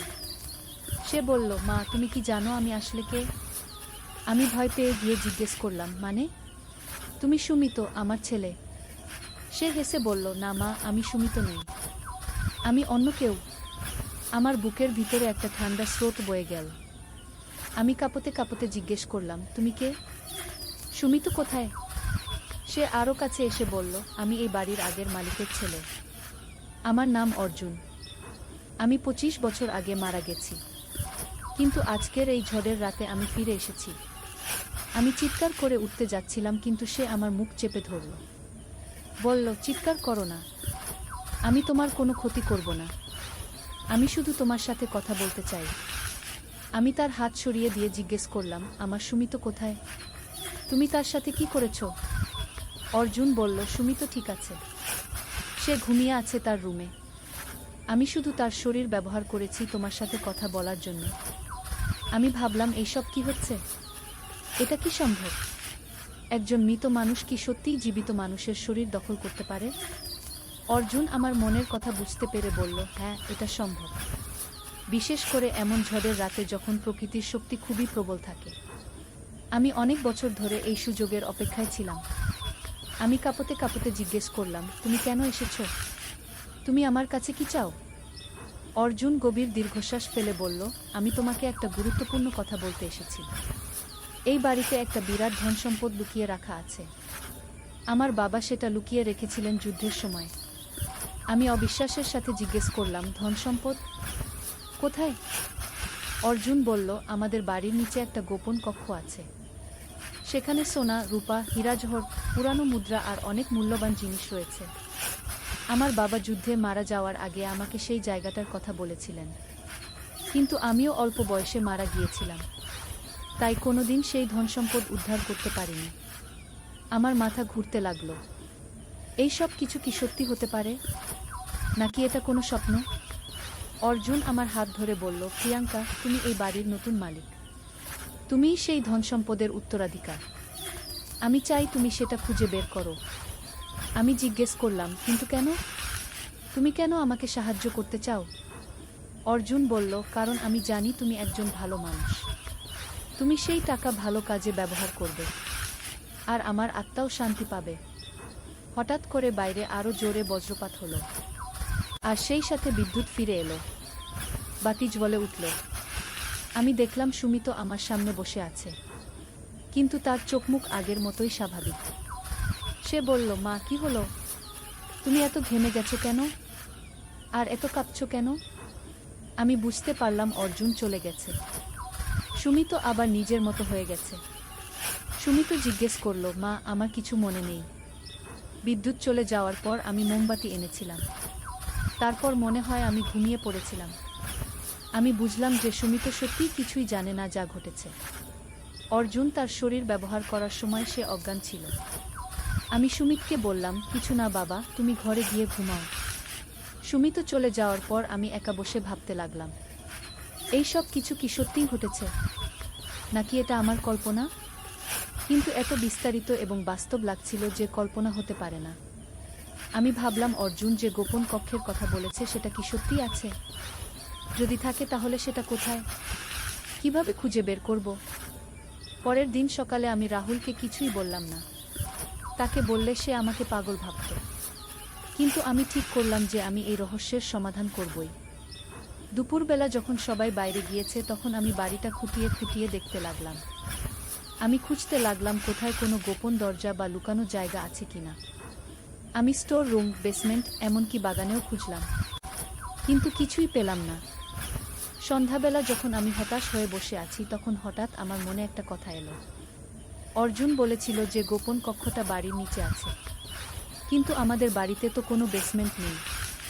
আমি আবার ভাবলাম, হয়তো এটা মাটির নিচে, হয়তো বাড়ির মেঝের নিচে। আমি রান্নাঘর, ড্রয়িং রুম, সব জায়গার মেঝে ভালোভাবে দেখতে লাগলাম, কোথাও কোনো আলাদা টাইলস বা ভিন্নরকম কিছু আছে কিনা। হঠাৎ আমার নজর পড়ল আমাদের পুজোর ঘরে। সেখানে একটা পুরানো কার্পেট বিছানো আছে। আমি কার্পেটটা সরিয়ে দিলাম। দেখলাম যে মেঝের একটা অংশের টাইলস অন্যগুলোর চেয়ে একটু আলাদা। আমি সেই জায়গায় হাত দিয়ে চাপ দিলাম। দেখলাম যে সেই টাইলসগুলো একটু নড়ে। আমি আরও চাপ দিলাম। হঠাৎ একটা ছোট দরজার মতো খুলে গেল। আমার হৃৎপিণ্ড জোরে জোরে স্পন্দিত হতে লাগলো। নিচে একটা সিঁড়ি দেখা যাচ্ছে। অর্জুন সত্যিই বলেছিল। আমি একটা টর্চ নিয়ে সিঁড়ি দিয়ে নিচে নামতে লাগলাম। সিঁড়িটা বেশ গভীর। প্রায় 15-16 ধাপ নেমে একটা ছোট ঘরে পৌঁছালাম। টর্চের আলো ফেলে দেখলাম ঘরটা প্রায় 10 ফুট বাই 8 ফুট। দেয়ালে কয়েকটা তাক আছে, আর তাকে রাখা আছে অনেক কিছু। আমি কাছে গিয়ে দেখলাম সত্যি অনেক সোনার গয়না, রূপার বাসন, পুরানো মুদ্রা আর কিছু বইপত্র আছে। একটা কাঠের বাক্সে অনেক হীরার গয়নাও রাখা। আমি অবিশ্বাসের সাথে সব দেখতে লাগলাম। এত ধনসম্পদ! অর্জুন ঠিকই বলেছিল। হঠাৎ আমার মনে হলো যে কেউ আমার পেছনে দাঁড়িয়ে আছে। আমি ঘুরে তাকালাম, কিন্তু কাউকে দেখলাম না। তবে আমার মনে হলো যে অর্জুনের উপস্থিতি আমি অনুভব করতে পারছি। একটা মৃদু গলার স্বর শুনতে পেলাম, ধন্যবাদ প্রিয়াঙ্কা, তুমি আমার কাজটা সম্পূর্ণ করেছ। আমি চারিদিকে তাকালাম কিন্তু কাউকে দেখতে পেলাম না। আবার সেই গলার স্বর এলো, আমি এখন শান্তিতে চলে যেতে পারবো। এই ধনসম্পদ তুমি ভালো কাজে ব্যবহার করো। আমি বললাম, অর্জুন তুমি কোথায়? আমি তোমাকে দেখতে পাচ্ছি না। উত্তর এলো, আমি এখন দৃশ্যমান নই, কিন্তু আমি এখানে আছি। আমি তোমাকে একটা শেষ কথা বলতে চাই। কি কথা? এই ধনসম্পদের সাথে একটা দায়িত্বও আছে। তুমি এই টাকা দিয়ে গরিব মানুষের সেবা করো, এতিম বাচ্চাদের পড়াশোনার ব্যবস্থা করো, অসহায় মানুষদের চিকিৎসার ব্যবস্থা করো। তাহলে আমার বাবার আত্মাও শান্তি পাবে। আমি বললাম, আমি প্রতিজ্ঞা করছি অর্জুন, আমি এই টাকা সঠিক কাজে ব্যবহার করব। ধন্যবাদ প্রিয়াঙ্কা, এখন আমি চলে যাচ্ছি।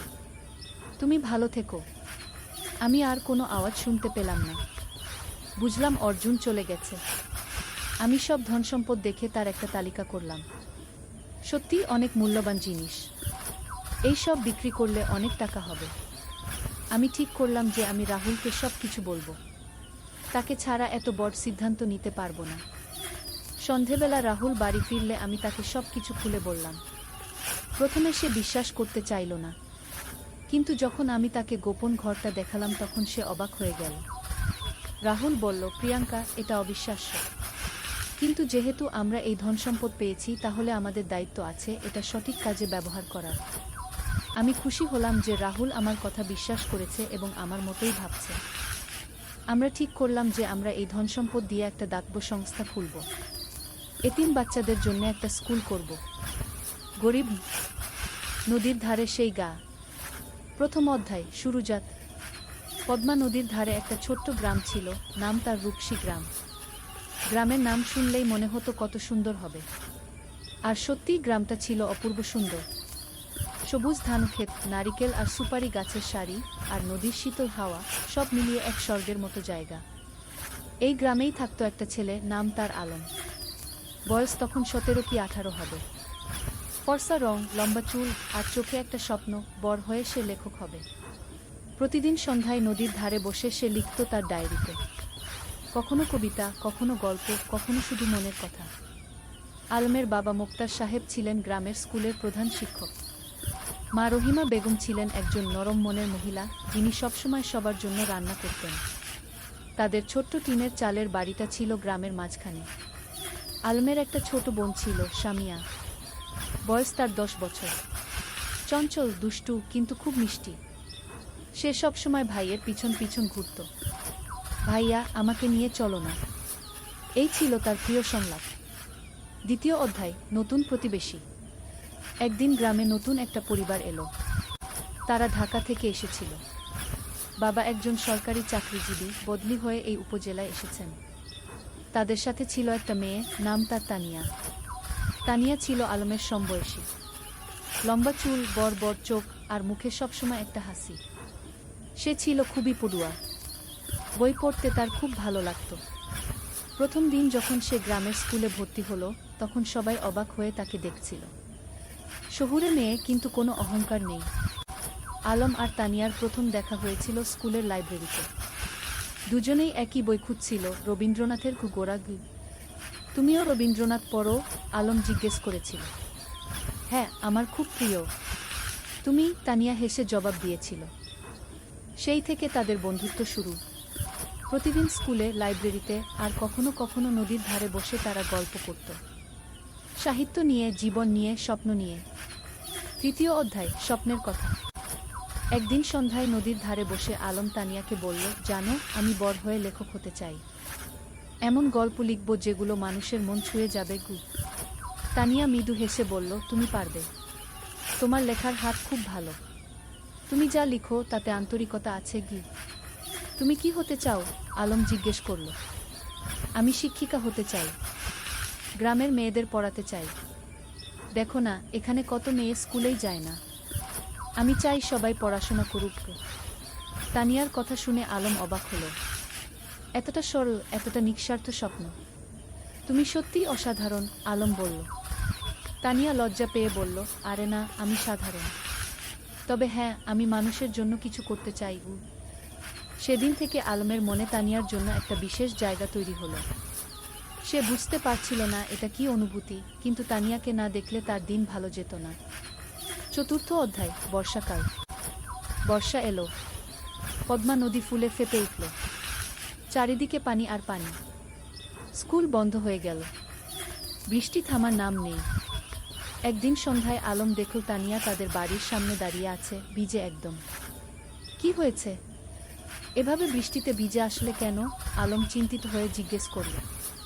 আমার বই। আমার প্রিয় বইটা। আমি নদীর ধারে রেখে এসেছিলাম। পানিতে ভেসে যাবে কি? তানিয়া কাঁদো কাঁদো স্বরে বলল। আলম কিছু না ভেবে ছাতা নিয়ে বেরিয়ে পড়ল। বৃষ্টি তখন মুষলধারে পড়ছে। সে নদীর ধারে গিয়ে দেখল তানিয়ার বইটা একটা পাথরের নিচে চাপা পড়ে আছে, কিন্তু পানি প্রায় সেখানে পৌঁছে গেছে। সে দ্রুত বইটা তুলে নিল। সৌভাগ্যবশত বইটা পুরোপুরি ভিজেনি। সে তার শার্টের ভিতরে বইটা লুকিয়ে বাড়ি ফিরল। তানিয়া যখন বইটা পেল, তার চোখে পানি এসে গেল। তুমি এতটা করলে আমার জন্য? তুমি আমার বন্ধু। বন্ধুর জন্য এটুকু তো করাই যায়, আলম হেসে বলল। সেদিন থেকে তানিয়াও বুঝতে পারল, আলম তার কাছে শুধু একজন বন্ধু নয়, আরও বেশি কিছু। পঞ্চম অধ্যায়, গ্রামের মেলা। শরৎকাল এলো। গ্রামে বড় মেলা বসল। নৌকা বাইচ, পুতুল নাচ, জারি গান, কত কিছু। সারা গ্রামে উৎসবের আমেজ। আলম আর তানিয়া একসাথে মেলা ঘুরছিল। স্বামীও ছিল তাদের সাথে।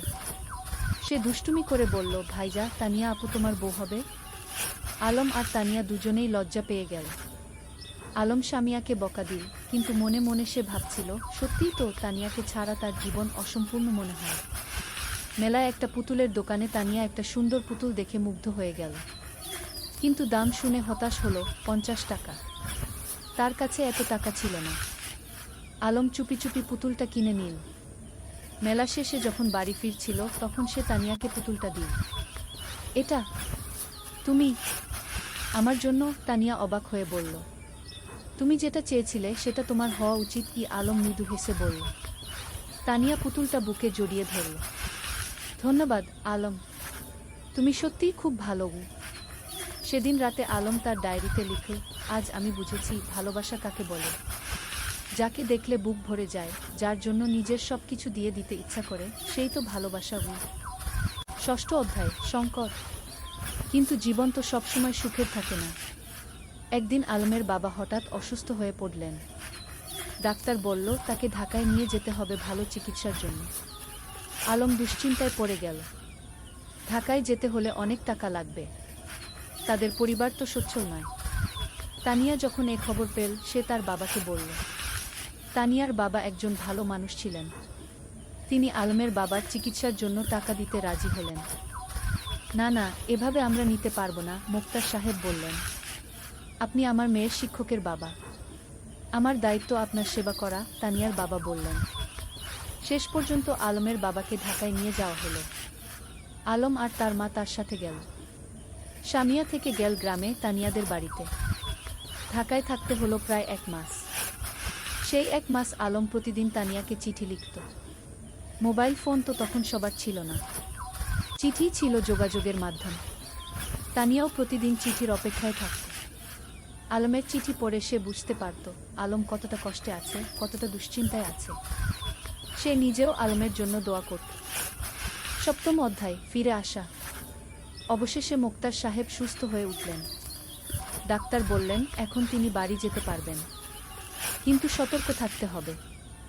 যেদিন আলম গ্রামে ফিরল, সেদিন পুরো গ্রাম খুশিতে আত্মহারা। সবাই মোক্তার সাহেবকে দেখতে এলো। তানিয়াও এলো স্বামীয়াকে নিয়ে। আলম তানিয়াকে দেখে বলল, তোমার চিঠিগুলো আমাকে শক্তি দিয়েছে। ঢাকায় যখন খুব কষ্ট লাগত তখন তোমার চিঠি পড়ে আবার ভালো লাগতো।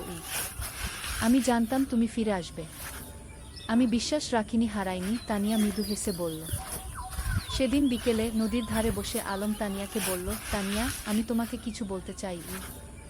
বলো। তানিয়া বলল, আমি আমি তোমাকে ভালোবাসি। ঢাকায় থাকার সময় প্রতিটা মুহূর্তে তোমার কথা মনে পড়েছে। তুমি ছাড়া আমার জীবন অর্থহীন। তানিয়া কিছুক্ষণ চুপ করে রইল। তারপর বলল, আমিও তোমাকে ভালোবাসি আলম, কিন্তু আমরা এখনো ছোট। আমাদের পড়াশোনা শেষ করতে হবে, নিজেদের প্রতিষ্ঠিত করতে হবে। তারপর আমরা একসাথে থাকব। আলম তার কথা শেষ করল। হ্যাঁ, একসাথে থাকব। তানিয়া হেসে মাথা নাড়ল। অষ্টম অধ্যায়, সময়ের পরীক্ষা। পরের কয়েক বছর দ্রুত কেটে গেল। আলম আর তানিয়া দুজনেই খুব ভালো ছাত্র ছিল। এসএসসি পরীক্ষায় দুজনেই জিপিএ 5 পেল। এরপর তারা ঢাকায় কলেজে ভর্তি হল। আলম নটরডেম কলেজে আর তানিয়া হলিক্রস কলেজে। গ্রাম ছেড়ে শহরে আসতে হলো। শহরের জীবন ছিল অন্যরকম। ব্যস্ততা, ভিড়, শব্দ, সবকিছু গ্রামের থেকে আলাদা। কিন্তু আলম আর তানিয়া তাদের লক্ষ্য থেকে বিচলিত হল না। প্রতি সপ্তাহান্তে তারা দেখা করত। কখনো রমনা পার্কে, কখনো টিএসসিতে, কখনো কোনো বইয়ের দোকানে। তারা একে অপরকে উৎসাহ দিত, সাহস দিত। এইচএসসি পরীক্ষায়ও দুজনেই ভালো ফল করল। আলম ঢাকা বিশ্ববিদ্যালয়ে বাংলা সাহিত্যে ভর্তি হল আর তানিয়া শিক্ষা বিভাগে। কিন্তু বিশ্ববিদ্যালয়ের জীবনে নতুন চ্যালেঞ্জ এলো। রাজনীতি, সেশনজট, আর্থিক সংকট, নানা সমস্যা। কখনো কখনো আলমের মনে হতো সে হয়তো লেখক হতে পারবে না। তানিয়াও মাঝে মাঝে হতাশ হতো। কিন্তু তারা একে অপরকে সাহায্য করত। আলম যখন হতাশ হতো, তানিয়া তাকে মনে করিয়ে দিত তার স্বপ্নের কথা। তানিয়া যখন ভেঙে পড়ত, আলম তাকে শক্তি যোগাত। নবম অধ্যায়, স্বপ্ন পূরণের পথে। স্নাতক শেষ করার পর আলম একটা পত্রিকায় চাকরি পেল, সাংবাদিক হিসেবে। বেতন খুব বেশি না, কিন্তু লেখার সুযোগ ছিল। সে ফিচার লিখত, গল্প লিখত। তানিয়া একটা স্কুলে শিক্ষিকা হিসেবে যোগ দিল। তার স্বপ্ন ছিল গ্রামে ফিরে যাওয়া, কিন্তু সে জানত এখনো সময় হয়নি। আগে অভিজ্ঞতা অর্জন করতে হবে। একদিন আলম একটা প্রকাশনা সংস্থায় তার লেখা গল্পের পাণ্ডুলিপি জমা দিল। সে একটা উপন্যাস লিখেছিল, নদীর ধারে সেই গাছ। এটা ছিল তাদের নিজেদের গল্প, তাদের গ্রামের গল্প। কয়েক মাস পর প্রকাশক ফোন করলেন, আপনার বই আমরা প্রকাশ করতে চাই। গল্পটা খুব সুন্দর, আবেগময়। আলম বিশ্বাস করতে পারছিল না। তার স্বপ্ন সত্যি হচ্ছে। সে প্রথমেই তানিয়াকে খবরটা দিল। আমি জানতাম তুমি পারবে। তুমি তো সত্যিই লেখক। তানিয়া খুশিতে আটখানা। বইটা প্রকাশিত হওয়ার পর বেশ সাড়া পড়ে গেল। পাঠকরা ভালো সাড়া দিল, সমালোচকরাও প্রশংসা করল। দশম অধ্যায়, ঘরে ফেরা। 5 বছর পর আলম আর তানিয়া সিদ্ধান্ত নিল তারা গ্রামে ফিরে যাবে। ঢাকায় তারা যা অর্জন করতে চেয়েছিল তা করেছে। এখন সময় এসেছে নিজেদের শেকডে ফিরে যাওয়ার। তারা বিয়ে করল। সাদামাটা অনুষ্ঠান, কিন্তু পূর্ণ আন্তরিকতায়। পুরো গ্রাম এসেছিল তাদের বিয়েতে। তোমরা আমাদের গর্ব, মুক্তার সাহেব আবেগে বললেন। বিয়ের পর তারা গ্রামেই থেকে গেল। আলম লেখালেখি চালিয়ে গেল। সে গ্রামের গল্প লিখত, সাধারণ মানুষের গল্প। তার বই পরপর সফল হতে লাগল। তানিয়া গ্রামে একটা স্কুল খুলল, বিনামূল্যে গরিব মেয়েদের পড়াতে লাগল। সে তার স্বপ্ন পূরণ করছিল। একাদশ অধ্যায়, নতুন প্রজন্ম। 3 বছর পর তাদের একটা মেয়ে হলো। নাম রাখো রূপা। ছোট্ট, ফুটফুটে, ঠিক যেন তানিয়ার মতো। রূপা বড় হতে লাগল গ্রামের মুক্ত পরিবেশে। নদীর ধারে খেলা, মাঠে দৌড়ানো, গাছে চড়া, সবকিছু। আলম তাকে গল্প শোনাতো, তানিয়া তাকে পড়াতো। একদিন রূপা জিজ্ঞেস করল, বাবা, তুমি আর মা কিভাবে পরিচিত হলে? আলম হেসে বলল, সেটা একটা লম্বা গল্প মা। একদিন তোমাকে পুরো গল্প শোনাবো। এখন শোনাও না, রূপা জেদ করল। আলম তানিয়ার দিকে তাকাল। তানিয়া হেসে মাথা নাড়ল। ঠিক আছে, শোনো তাহলে। অনেক বছর আগে এই নদীর ধারে দুটো ছেলে মেয়ে পরিচিত হয়েছিল। দ্বাদশ অধ্যায়, পূর্ণতা। বছর কেটে গেল। আলমের বই এখন দেশ জুড়ে জনপ্রিয়। সে একজন প্রতিষ্ঠিত লেখক। কিন্তু খ্যাতি তাকে বদলায়নি। সে এখনও সেই সরল বিমলি আলম। তানিয়ার স্কুল এখন বড় হয়েছে, শত শত মেয়ে সেখানে পড়ছে, অনেকে এখন কলেজে, বিশ্ববিদ্যালয়ে। তানিয়া তাদের সবার কাছে একজন আদর্শ। একদিন সন্ধ্যায় নদীর ধারে বসে আলম তানিয়াকে বলল, তুমি জানো, এই জায়গাটাই আমার সবচেয়ে প্রিয়। এখানেই আমরা প্রথম একসাথে বসেছিলাম, স্বপ্নের কথা বলেছিলাম। আর এখন সেই স্বপ্ন পূরণ হয়েছে। তানিয়া বলল, শুধু পূরণই না, আরও বেশি কিছু পেয়েছি। তোমাকে পেয়েছি, রূপাকে পেয়েছি, এই সুন্দর জীবনটা পেয়েছি। কি রূপা তখন দৌড়ে এসে তাদের কোলে বসল। বাবা, আমি বড় হয়ে তোমার মতো লেখক হব। আলম হেসে মেয়ের মাথায় হাত বুলিয়ে দিল। তুমি যা হতে চাও তাই হবে মা, আমরা তোমার পাশে আছি। সূর্য তখন অস্ত যাচ্ছে নদীর ওপারে। লাল কমলা আকাশ, নদীর শীতল বাতাস আর পরিবারের উষ্ণতা, এর চেয়ে সুন্দর আর কি হতে পারে? ত্রয়োদশ অধ্যায়, গ্রামের উন্নয়ন। আলম আর তানিয়া শুধু নিজেদের নিয়েই ব্যস্ত ছিল না, তারা পুরো গ্রামের উন্নয়ন নিয়ে ভাবত। আলম তার লেখালেখি থেকে যা আয় করত তার একটা অংশ গ্রামের উন্নয়নে ব্যয় করত। তারা গ্রামে একটা লাইব্রেরি খুলল, হাজার হাজার বই নিয়ে। গ্রামের যে কেউ এসে বই পড়তে পারত। ছোট ছেলেমেয়েরা বিকেলে এসে বই পড়ত, গল্প শুনত। জ্ঞানী শক্তি, আলম সবসময় বলতো, আমরা যদি আমাদের নতুন প্রজন্মকে শিক্ষিত করতে পারি তাহলে গ্রাম এমনিতেই উন্নত হবে। তানিয়া তার স্কুলে শুধু পড়াশোনাই শেখাতো না, জীবন দক্ষতাও শেখাতো। মেয়েদের শেখাতো কিভাবে আত্মবিশ্বাসী হতে হয়, কিভাবে নিজের মতামত প্রকাশ করতে হয়, কিভাবে স্বাবলম্বী হতে হয়। শিক্ষা মানে শুধু বই পড়া নয়, তানিয়া বলতো। শিক্ষা মানে জীবনকে বুঝতে শেখা, মানুষ হয়ে ওঠা। গ্রামের মানুষ তাদের এই প্রচেষ্টায় খুব খুশি ছিল। যারা আগে মেয়েদের স্কুলে পাঠাতে চাইতো না, তারাও এখন পাঠাতে শুরু করেছে। একদিন গ্রামের প্রবীণ হাজী সাহেব আলমকে বললেন, বাবা, তোমরা আমাদের গ্রামের জন্য যা করছো সেটা আল্লাহ কবুল করুন। তোমরা না থাকলে আমাদের গ্রাম এখনো অন্ধকারেই থাকত। আলম বিনয়ের সাথে বলল, চাচা, আমরা তো এই গ্রামেরই সন্তান, আমাদের দায়িত্ব এই গ্রামের সেবা করা। চতুর্দশ অধ্যায়, বাধা আর সংগ্রাম। কিন্তু জীবন তো সবসময় মসৃণ পথে চলে না। একদিন গ্রামে একটা বড় সমস্যা দেখা দিল। পদ্মা নদীর ভাঙন শুরু হলো। প্রতিদিন নদী গ্রামের জমি গিলে খাচ্ছে। অনেক পরিবার তাদের বাড়িঘর হারাচ্ছে। ফসলের জমি নদীতে তলিয়ে যাচ্ছে। মানুষ আতঙ্কিত। আলম আর তানিয়া বসে থাকল না, তারা একটা সভা ডাকল। পুরো গ্রামের মানুষ এলো। আমরা যদি একসাথে কাজ করি তাহলে আমরা নদীর ভাঙন রোধ করতে পারব, আলম বলল। আমাদের সরকারের কাছে দরখাস্ত দিতে হবে, আমাদের নিজেদেরও কিছু পদক্ষেপ নিতে হবে। তারা একটা কমিটি গঠন করল। জেলা প্রশাসকের কাছে দরখাস্ত দিল। সংবাদপত্রে লিখল। আলম তার লেখনীর মাধ্যমে এই সমস্যা তুলে ধরল সারা দেশে। কয়েক মাসের সংগ্রামের পর সরকার নড়েচড়ে বসল। নদীর তীরে বাঁধ নির্মাণের কাজ শুরু হলো। ধীরে ধীরে ভাঙন থামল। গ্রামের মানুষ স্বস্তির নিঃশ্বাস ফেলল। তোমরা আমাদের গ্রামকে বাঁচিয়েছ, একজন বৃদ্ধ আলমকে আশীর্বাদ করলেন। আমরা সবাই মিলে বাঁচিয়েছি, আলম বলল। এটা সবার প্রচেষ্টার ফল। পঞ্চদশ অধ্যায়, রূপার স্বপ্ন। রূপা এখন 10 বছরের, খুব মেধাবী মেয়ে। স্কুলে সব সময় প্রথম হয়। কিন্তু শুধু পড়াশোনায় নয়, সে খেলাধুলায়, গানেও ভালো। একদিন রূপা তার বাবা মাকে বলল, আমি ডাক্তার হতে চাই, গ্রামের মানুষদের সেবা করব। আলম আর তানিয়া খুশি হলো। তাদের মেয়ে অন্যের সেবা করতে চায়, এর চেয়ে বড় গর্বের আর কি হতে পারে?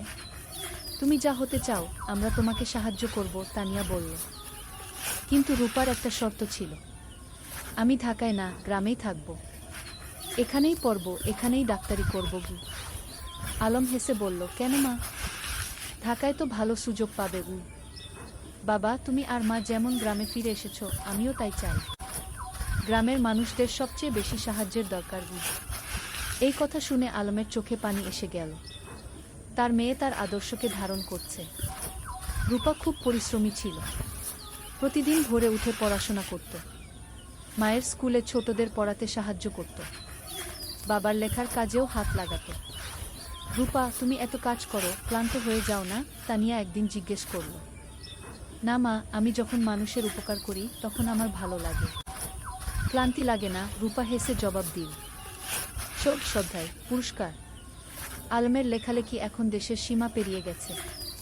তার বই অনুবাদ হয়েছে বিভিন্ন ভাষা। বিদেশেও পাঠক তৈরি হয়েছে। একদিন একটা খবর এলো, আলম জাতীয় সাহিত্য পুরস্কার পেতে যাচ্ছে। এটা দেশের সর্বোচ্চ সাহিত্য পুরস্কার। পুরো গ্রাম আনন্দে উদ্বেলিত। আমাদের আলম জাতীয় পুরস্কার পাবে, সবাই গর্ব করে বলতে লাগল। পুরস্কার দেওয়ার অনুষ্ঠান হলো ঢাকায়। প্রধানমন্ত্রী নিজে পুরস্কার তুলে দিলেন আলমের হাতে। আপনার লেখা আমাদের গ্রাম বাংলার প্রকৃত চিত্র তুলে ধরে, প্রধানমন্ত্রী বললেন। আপনি দেশের গর্ব। আলম বিনয়ের সাথে পুরস্কার নিল। তার মনে পড়ল সেই দিনগুলোর কথা, যখন সে নদীর ধারে বসে স্বপ্ন দেখত লেখক হওয়ার। পুরস্কার পাওয়ার পর আলম একটা বক্তৃতা দিল।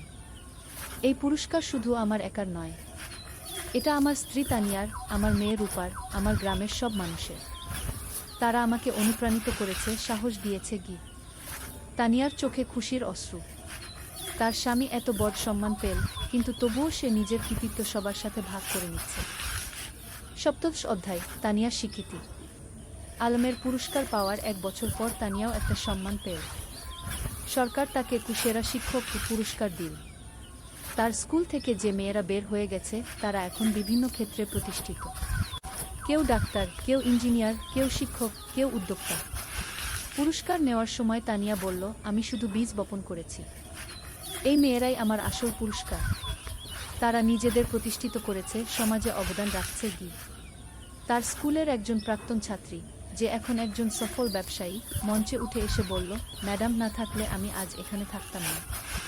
তিনি আমাকে শুধু পড়াশোনাই শেখাননি, আত্মবিশ্বাস শিখিয়েছেন। রূপা তখন মঞ্চের নিচে বসে মায়ের দিকে তাকিয়েছিল, গর্বিত চোখে। আমার মা সত্যিই সেরা, সে মনে মনে বলল। অষ্টাদশ অধ্যায়, সময়ের প্রবাহ। আরও কয়েক বছর কেটে গেল। রূপা এখন 8ম শ্রেণীতে। খুব ভালো ছাত্রী। তার স্বপ্ন ডাক্তার হওয়ার, সেই স্বপ্ন এখনো অটুট। আলম এখনো লিখে যাচ্ছে। তার নতুন একটা উপন্যাস বের হলো, জোছনা রাতের স্বপ্ন। এটাও বেশ জনপ্রিয় হলো। তানিয়ার স্কুল এখন অনেক বড়। 300 জন ছাত্রী, 10 জন শিক্ষক, একটা পূর্ণাঙ্গ শিক্ষা প্রতিষ্ঠান। গ্রামটাও অনেক বদলে গেছে। এখন পাকা রাস্তা, বিদ্যুৎ, স্বাস্থ্যকেন্দ্র, সবকিছু আছে। কিন্তু গ্রামের আত্মা, সেই সারল্য, সেই ভালোবাসা, সেটা আছে অক্ষুণ্ণ। একদিন সন্ধ্যায় পুরো পরিবার নদীর ধারে বসেছিল। আলম, তানিয়া, রূপা আর সামিয়া। সামিয়া এখন বিবাহিত, তার একটা ছেলে আছে। ভাইয়া, মনে আছে যখন আমি ছোট ছিলাম, তুমি আর ভাবি এখানে বসে গল্প করতে? সামিয়া হেসে বলল। মনে আছে, আলম হেসে বলল। সেই সময়গুলো কত সুন্দর ছিল। এখনকার সময়ও কম সুন্দর নয়, তানিয়া বলল। আমরা একসাথে আছি, সুস্থ আছি, খুশি আছি, এর চেয়ে বড় সৌভাগ্য আর কি? রূপা বলল, বাবা, তোমার আর মায়ের মতো আমিও একজন ভালো মানুষকে জীবনসঙ্গী হিসেবে পেতে চাই। আলম মেয়ের মাথায় হাত রেখে বলল, তুমি পাবে মা। তবে তার আগে তোমার স্বপ্ন পূরণ করো। ডাক্তার হও, তারপর জীবনসঙ্গী খুঁজবে। 49 অধ্যায়, নতুন চ্যালেঞ্জ। রূপা এসএসসি পরীক্ষা দিল। ফলাফল বেরোলো, জিপিএ 5। পুরো গ্রাম খুশি। আলম আর তানিয়া গর্বিত। কিন্তু এখন একটা বড় সিদ্ধান্ত নিতে হবে। রূপা ডাক্তার হতে চায়, আর তার জন্য তাকে মেডিকেল কলেজে ভর্তি হতে হবে। কিন্তু গ্রামে তো মেডিকেল কলেজ নেই। বাবা, আমি ঢাকা মেডিকেলে ভর্তি হতে চাই, রূপা বলল। আলম একটু চিন্তিত হলো। কিন্তু তুমি তো বলেছিলে গ্রামে থাকবে। হ্যাঁ বাবা, আমি গ্রামে ফিরে আসব। কিন্তু ভালো ডাক্তার হতে হলে ভালো প্রতিষ্ঠান থেকে পড়তে হবে। আমি 5 বছর ঢাকায় থাকব, তারপর ফিরে আসব এবং গ্রামে একটা হাসপাতাল খুলব। তানিয়া বলল, মেয়েটা ঠিকই বলছে। আমরাও তো ঢাকায় গিয়ে পড়াশোনা করেছিলাম, তারপর ফিরে এসেছি। রূপা ঢাকা মেডিকেল কলেজে ভর্তি হলো। প্রথম দিকে গ্রাম ছেড়ে যেতে খুব কষ্ট হচ্ছিল, কিন্তু সে জানত এটা তার লক্ষ্যের জন্য প্রয়োজন। আলম আর তানিয়া প্রতি মাসে ঢাকায় যেত মেয়েকে দেখতে। রূপা ফোনে প্রতিদিন কথা বলতো। 20 অধ্যায়, পরিবারের বন্ধন। 5 বছর খুব দ্রুত কেটে গেল। রূপা ডাক্তার হয়ে গেল। এমবিবিএস পাস করে ভালো ফলসহ। এখন তার সামনে অনেক সুযোগ। ঢাকার বড় বড় হাসপাতাল তাকে চাকরির অফার দিচ্ছে। কিন্তু রূপার লক্ষ্য অন্য। বাবা, আমি গ্রামে ফিরে আসছি, রূপা ফোনে বলল। তুমি নিশ্চিত? ঢাকায় তো অনেক ভালো সুযোগ, আলম বলল। বাবা, আমার স্বপ্ন তো ঢাকায় বড় ডাক্তার হওয়া নয়। আমার স্বপ্ন গ্রামের মানুষের সেবা করা। রূপা গ্রামে ফিরে এলো। গ্রামের মানুষ তাকে মাথায় করে নিয়ে এলো। আমাদের নিজের ডাক্তার। সে একটা ছোট ক্লিনিক খুলল। বিনামূল্যে গরিব মানুষদের চিকিৎসা দিতে লাগল। যাদের সামর্থ্য আছে তারা দিত, যাদের নেই তাদের কাছ থেকে কিছু নিত না। তুমি কিভাবে চালাবে এভাবে? আলম একদিন জিজ্ঞেস করল। বাবা, তুমি তো লেখক হয়েছ মানুষের সেবা করার জন্য, মা শিক্ষিকা হয়েছে সেবার জন্য। আমিও তাই। টাকা পয়সা পরে দেখা যাবে। আলম মেয়েকে জড়িয়ে ধরল। তুমি আমাদের গর্ব। ১ অধ্যায়, নতুন সঙ্গী।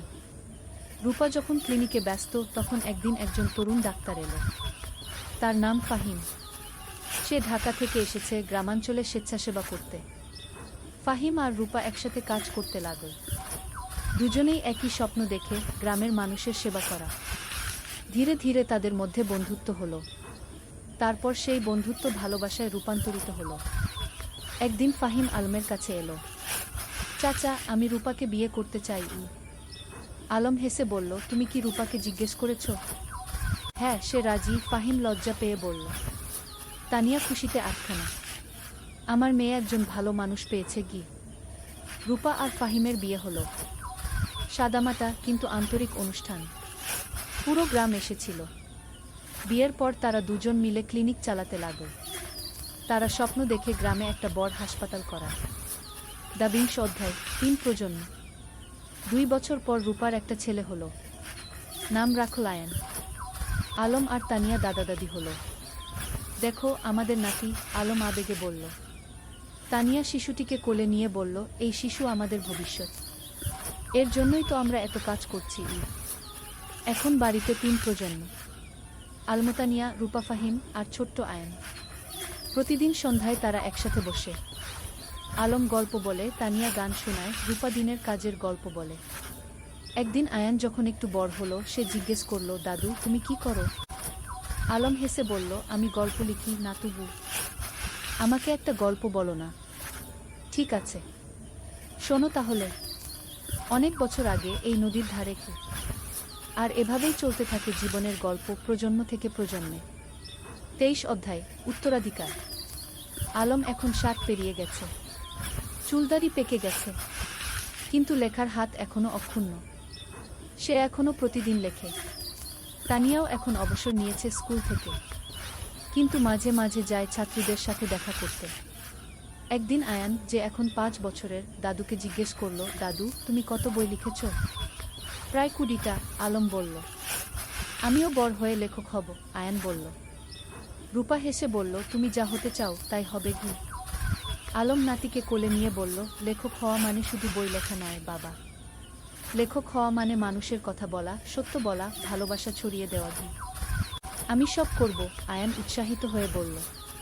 তানিয়া নাতিকে আদর করে বলল, তুমি করবে, আমরা জানি। ২৪ অধ্যায়, গ্রামের হাসপাতাল। রূপা আর ফাহিমের স্বপ্ন ছিল গ্রামে একটা বড় হাসপাতাল খোলা। তারা কয়েক বছর ধরে টাকা জমিয়ে রাখছিল। আলমও তার রয়্যালটির একটা অংশ দিয়েছিল। অবশেষে সেই দিন এলো। তারা একটা ৩ তলা হাসপাতাল তৈরি করল। নাম দিল রূপসী হাসপাতাল। উদ্বোধনের দিন পুরো জেলা থেকে মানুষ এলো। স্বাস্থ্যমন্ত্রী নিজে এসে উদ্বোধন করলেন। এই হাসপাতাল শুধু একটা স্বাস্থ্যসেবা কেন্দ্র নয়, মন্ত্রী বললেন, এটা একটা স্বপ্নের বাস্তবায়ন। ডা রূপা আর ডা ফাহিম যা করেছেন সেটা অনুকরণীয়। হাসপাতালে ১০টা বেড, অপারেশন থিয়েটার, ল্যাবরেটরি, সবকিছু আছে। আর সবচেয়ে বড় কথা, গরিবদের জন্য বিনামূল্যে চিকিৎসার ব্যবস্থা। আলম গর্বে বুক ফুলিয়ে বলল, আমার মেয়ে যা করেছে আমি কলম দিয়ে তা করতে পারিনি। তুমি কলম দিয়ে মানুষের মন ছুঁয়েছ, আমি হাত দিয়ে মানুষের শরীর সারাচ্ছি। দুটোই সমান গুরুত্বপূর্ণ, রূপা বলল। ২৫ অধ্যায়, প্রত্যাবর্তন।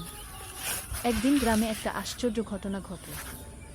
যে ছেলেটা ৩০ বছর আগে গ্রাম ছেড়ে আমেরিকায় গিয়েছিল সে ফিরে এলো।